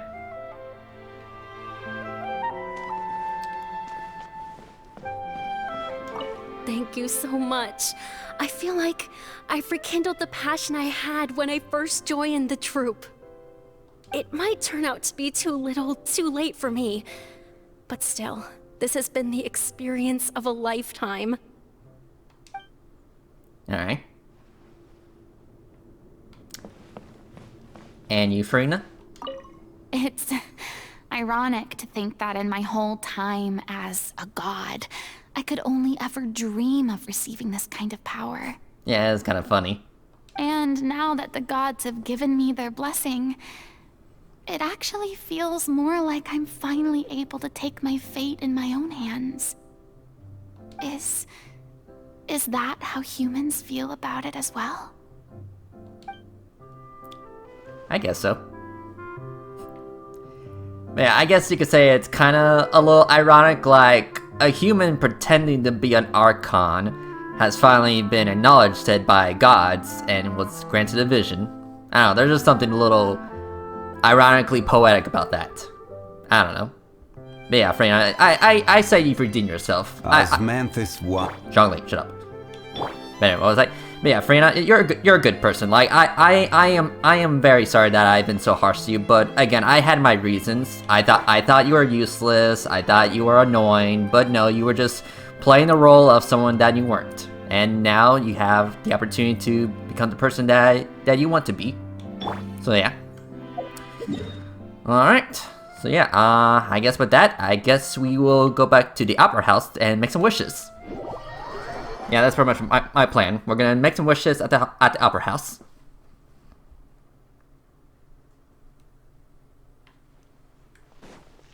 And while I'm here, I might as well turn in some sigils to the fountain. I mean, I do have like 190 something. So give me a second. Let's see here. Yeah, I got 193, so that's enough for 6 levels.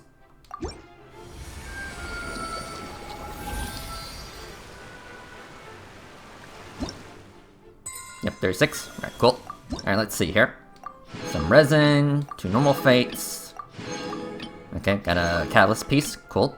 Crown. Okay, gotcha. Okay. Oh, thank you. Okay, anyway.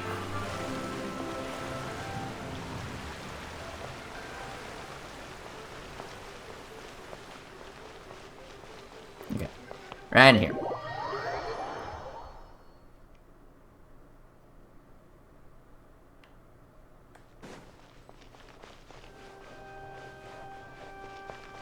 And just give me a hot minute.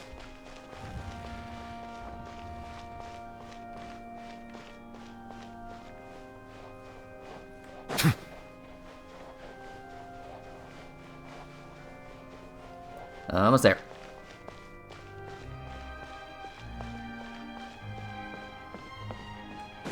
I'm not sure, I don't really quite believe in, like, you know, summoning ritual spots, but, you know, mine as well.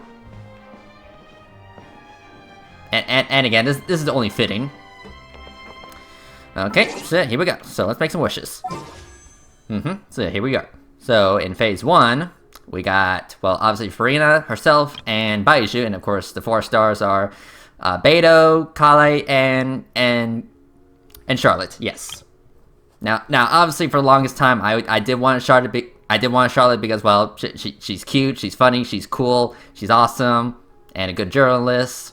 And yeah, I just really like Charlotte. And of course, Farina, well, yes, at first, I was a little annoyed at her, but, you know, over these past few quests, I've learned to understand her. And yeah, we are going to pull for her. So here we go.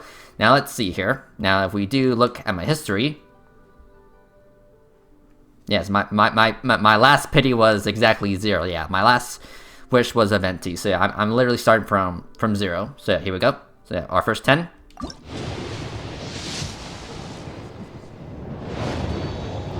Alright, so let's see here.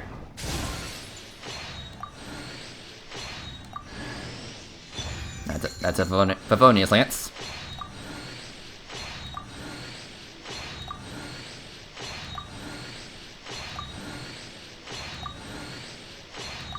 Okay, not exactly a good start, but whatever.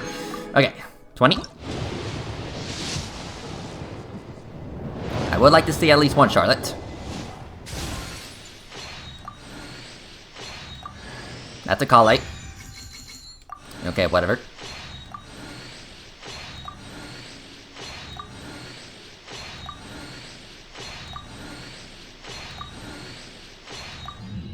Okay. 30.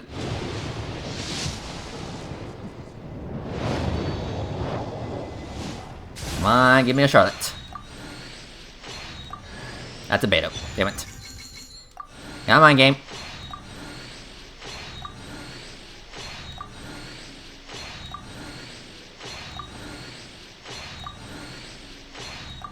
Okay. 40. No 5-star yet. That's a bow. I would like a Charlotte. Thank you very much. There you go. There's Charlotte. So our second Cryo Callus. I mean, technically, yeah, I guess technically she would be our first Cryo Callus, but again, similar to the Baiju situation where he was introduced to us first in terms of a Dendro character in the story, he wasn't exactly made playable until much later. So that's similar to Charlotte. Like, she was introduced like around, what was it, 3.7, but she wasn't made available until right now. And of course, Risley came before her as in terms of being a playable cryo catalyst, but hey, whatever.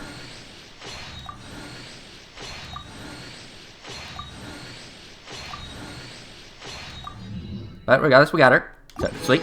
Okay, so 50. Yeah, just gonna go ahead and skip that. Okay, there you go. That's C1. Okay, 60, right? Yeah, no 5-star yet. Yeah, skip. Yeah, skip. Okay, 70. Nope. I mean, next one. Okay, random Yanfei. That's kind of funny. Yeah, that's kind of funny. Like, yeah, like Charlotte and Yanfei have very similar designs. Yeah. Their overall character designs are very similar. So yeah, that's kind of funny. Anyway, so we gotta have a yeah. Here's our 5-star. Okay. Of course, we gotta win our 50-50. That's a beta.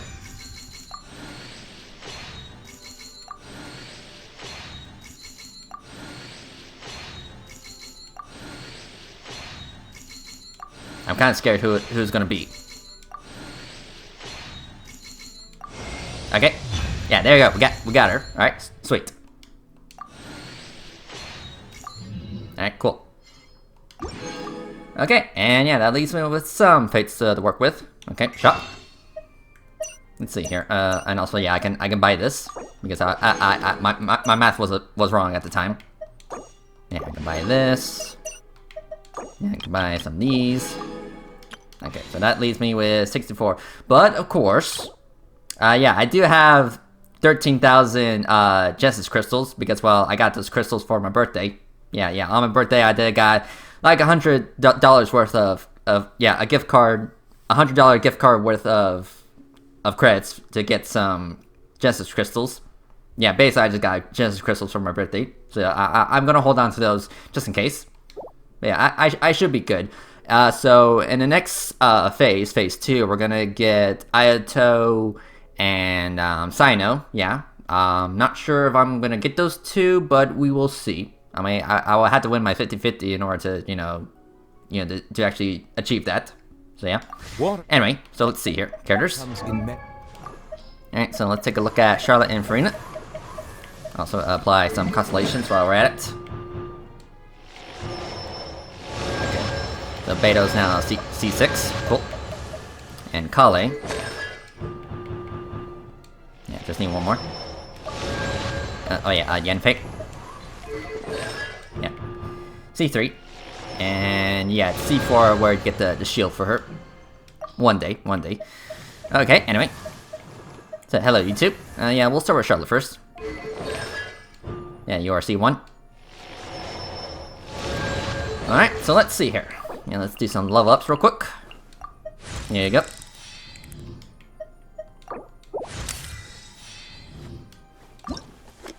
Alright, yeah, here you go. Oh, what a strange and wonderful feeling! I've got to write this down for my records. Funny. Yeah, I just need one more to make one standard 10. So let's see here.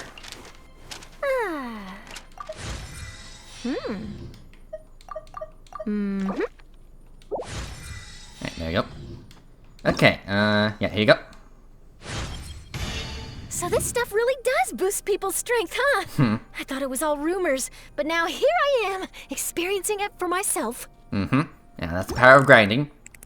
Yeah, getting your materials.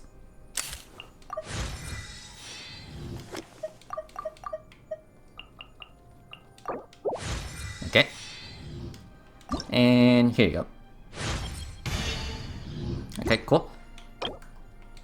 Alright. Yeah, I guess we can make one standard 10 real quick. Give me a second. Yeah, here you go.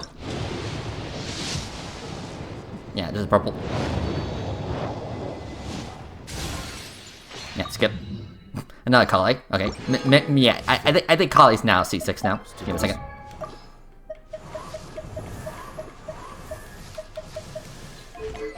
Yeah. C6 Kali. Here you go.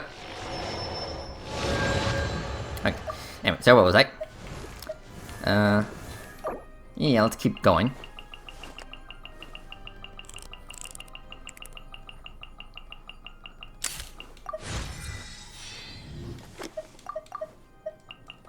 Okay.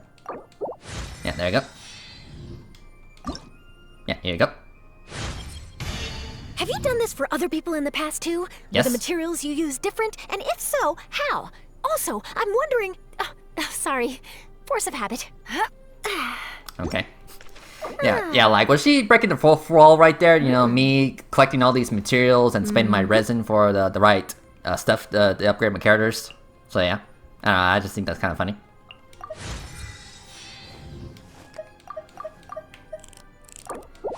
Okay, there you go. Yeah, here you go. So, cool. Thank you for the fate. And let's see here. Alright, there you go. Level 80. And yeah, I'm just a tad short when it comes to the boss material, and of course I need 6 more of the gemstones, but that'll be for another time. Okay, cool. Alright, so as for weapons, let's see here. Now, I was thinking, like, I would make her somewhat of a DPS driver. I mean, I know she's not meant to be DPS, she's more like support and sub DPS, but I kinda wanna make her a DPS, so why don't I give her this weapon for a bit? I mean, I know Wanderer was using it, but you know, I haven't exactly been using Wanderer for a bit, so yeah. Okay. Okay, let's see here. Talents, yeah, I'm a little short on that. Anyway, so let's get to know you, Charlotte. So, hello. Hi there! I'm Charlotte, a journalist with the Steambird. It's a pleasure to meet you. If you've got time, would you be open to doing an exclusive interview? My journalistic instincts tell me that there's a treasure trove of news in you just bursting to get out. If you keep your eyes peeled and your mind engaged, you'll find there's always a news story nearby just waiting to be discovered. Yep. There are lots of journalists in the court of Fontaine, but not all of them hold themselves to a high professional standard. If you're ever looking to do an interview, I'm your best choice. Obviously. The Steambird is an excellent publication. They have many outstanding journalists, and the editor-in-chief is always open to new ideas. But most importantly, they pay their writers on time. Okay. Uh-oh. I better find a way to keep my camera dry. Drat! Missed it again. I never quite managed to get a shot of the lightning strike. Brr, my fingers are frozen stiff. I can barely manage to press the shutter button. Not to mention, you're not exactly wearing pants. Perfect lighting for a photo. Come on, strike a pose. Don't forget to smile. Morning! Did you read the paper yet? No? No worries. I'll read it for you. Yes, read it out loud read it out loud for me because I'm a horrible reader. Lunchtime. Come with me. I know a great place. Time for an evening chat. Any stories you're willing to share? Oh, I'd love to hear them. Oh, don't worry. I won't print any of them without your permission. You have my word. Okay. Oh, good night. You go get some rest. I gotta head to the Steambird offices to do some final proofreading of some articles. See you tomorrow. Uh-huh. People aren't always very fond of journalists. You know what they say.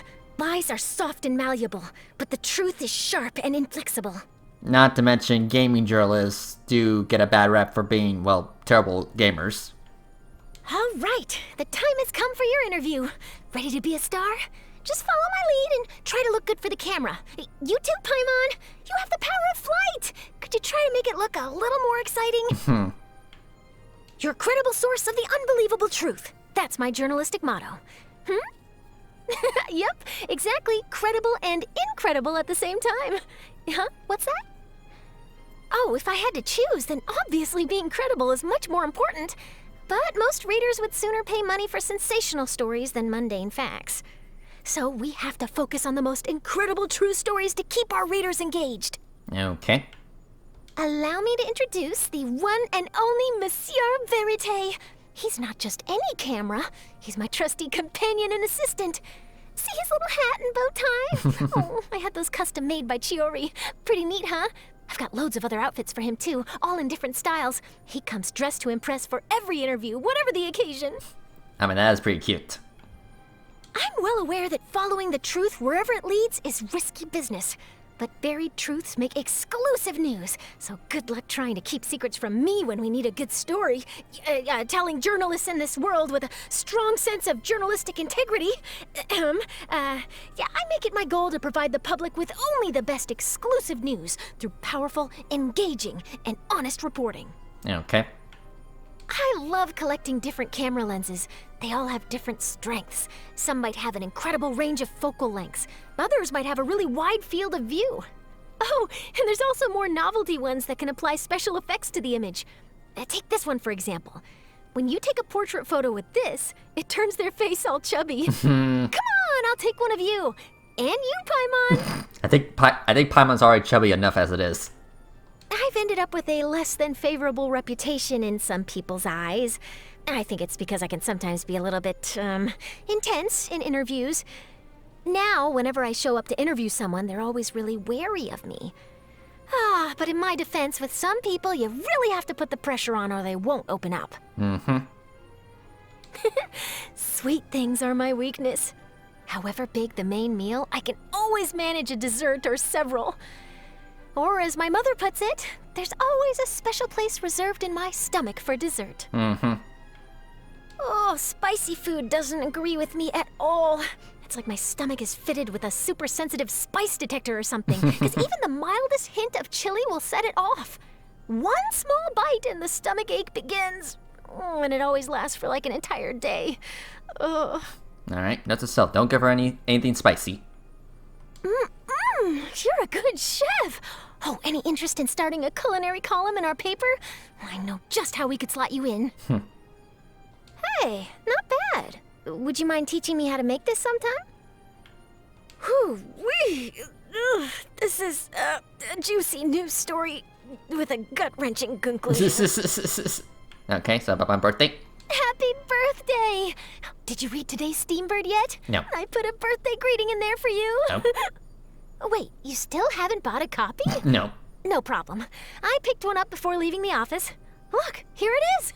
I fought pretty hard to get it on this page. Yeah, sorry, Charlotte. I'm just not a reader, especially when it comes to newspapers. So yeah. But yeah, cool. Regardless, welcome to the team. And of course, don't think I forgot about you, Farina. Give me a second.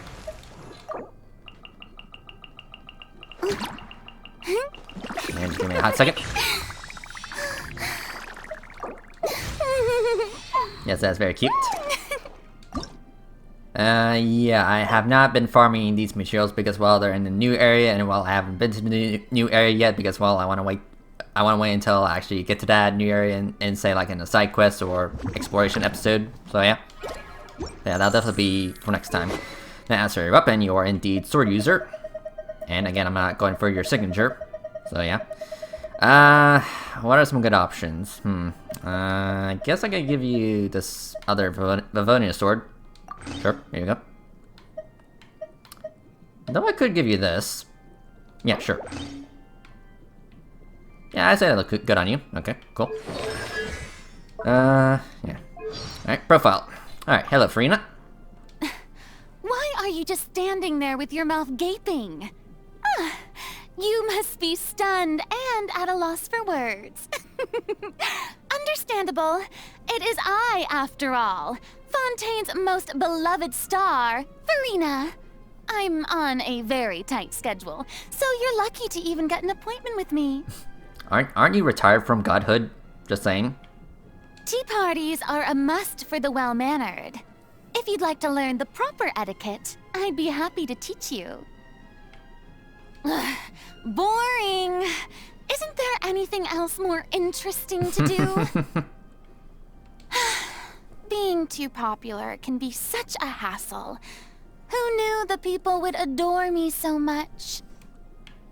Ugh, it's pouring out here! Oh, wait, the water levels aren't rising, are they? No, at least I hope not. Wow, this would be the perfect location for shooting a film. Okay. The sun feels almost as hot as those studio lights I'm in front of all the time. Good thing there can only be one sun. Yeah, imagine having like 2 or 3 suns. That would just scorch the entire planet. Listen, there is a disturbing growling in the wind. That's the sound of a long-forgotten sea monster having a nightmare. Huh? Why is it having a nightmare? I don't know. Because fear has to manifest itself somehow? Somehow. What a wild and desolate sight. Allow me to grant you the blessing of water. Good morning. Oh, must I really get up this early? Just let me sleep a little longer. Good afternoon. Where's my cake? What? I just had cake for breakfast? Oh, well, I think it's been long enough. Good evening. Mademoiselle Crabelita has been muttering about getting in shape lately, and even said that she wanted to drag me along with her. I'm already eating much healthier than last month. I work very hard to maintain my figure. Hey, you can tell, can't you?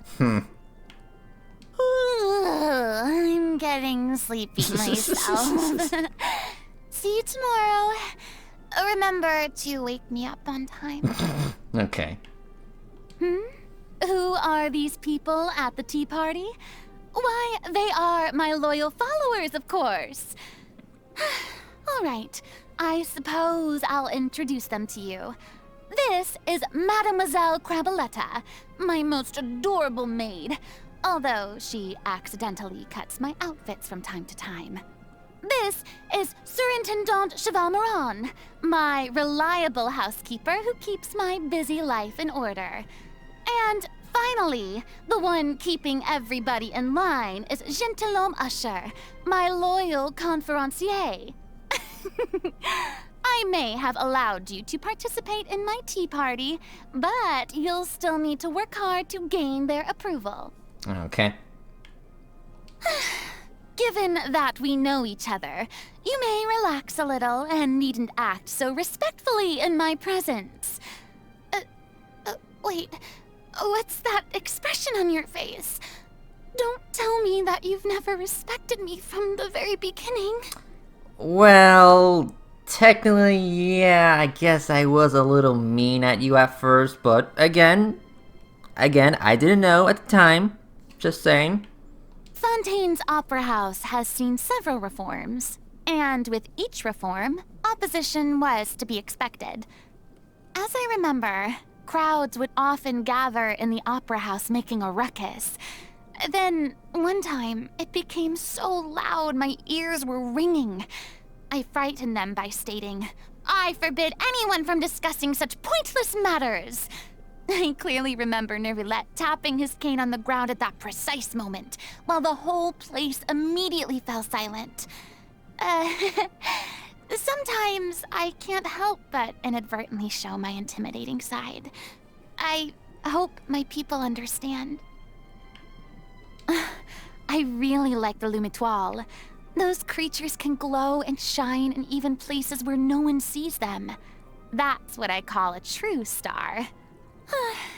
If only there were an opera about the Lumitoile. Then I could literally play the role of a lovely rogue starfish on stage. Mm-hmm. You're interested in hearing about me? I suppose there's no helping that.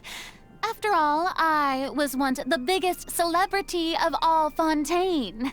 Every day, countless journalists would come flocking around me, trying to get the inside scoop on my personal life. So I have loads of experience rejecting them. Of course, I don't intend to use this experience on you. With the right delicacies, I might be willing to exchange some of my secrets. Okay. The Queen's Crown still doesn't have a sequel yet? Pity. A classic like that, where justice overcomes evil, never gets old. What sauce should I pick for my macaroni tonight? No one complains about exquisite confectionaries, but it'll take a lot of effort to make some that I like. Listen carefully. Desserts are like operas. Everything from choosing the characters to imagining the setting requires a lot of effort in order to make the final performance a hit. Simply put, I detest most of those creative dishes. I have tasted many wonderful dishes throughout the years which did nothing but leave me with some moments that I never want to look back on. Okay. Oh, what a rich aroma and delicate texture! Oh, I didn't expect you to be such an accomplished cook, with a refined taste as well. Too ordinary. Such an uninspired dish will never have my approval. Well, excuse me, princess. Ugh. Is this what you usually eat? Seems I'll have to share some of my macaroni with you. Happy birthday! Here, please take this ticket as your gift. It's a VIP seat to see Happy Day. Just don't forget to show up to the performance. What's Happy Day? Well, I wanted to keep it a surprise, but it's an opera that I've rehearsed personally. It's about a big group of people that gather together to celebrate a certain very important person. You understand now, right? Just don't forget to come. I won't. Alright, cool. Alright, yeah, I'll definitely work on you another time. Alright, so yeah, everyone, that was the wishing session, and the characters, and the story quests, and yeah, that's pretty much it for this episode. Thank you for watching, and I guess next time we'll do some side missions and explore that new area, so yeah. But until then, I'll see you guys next time. Later!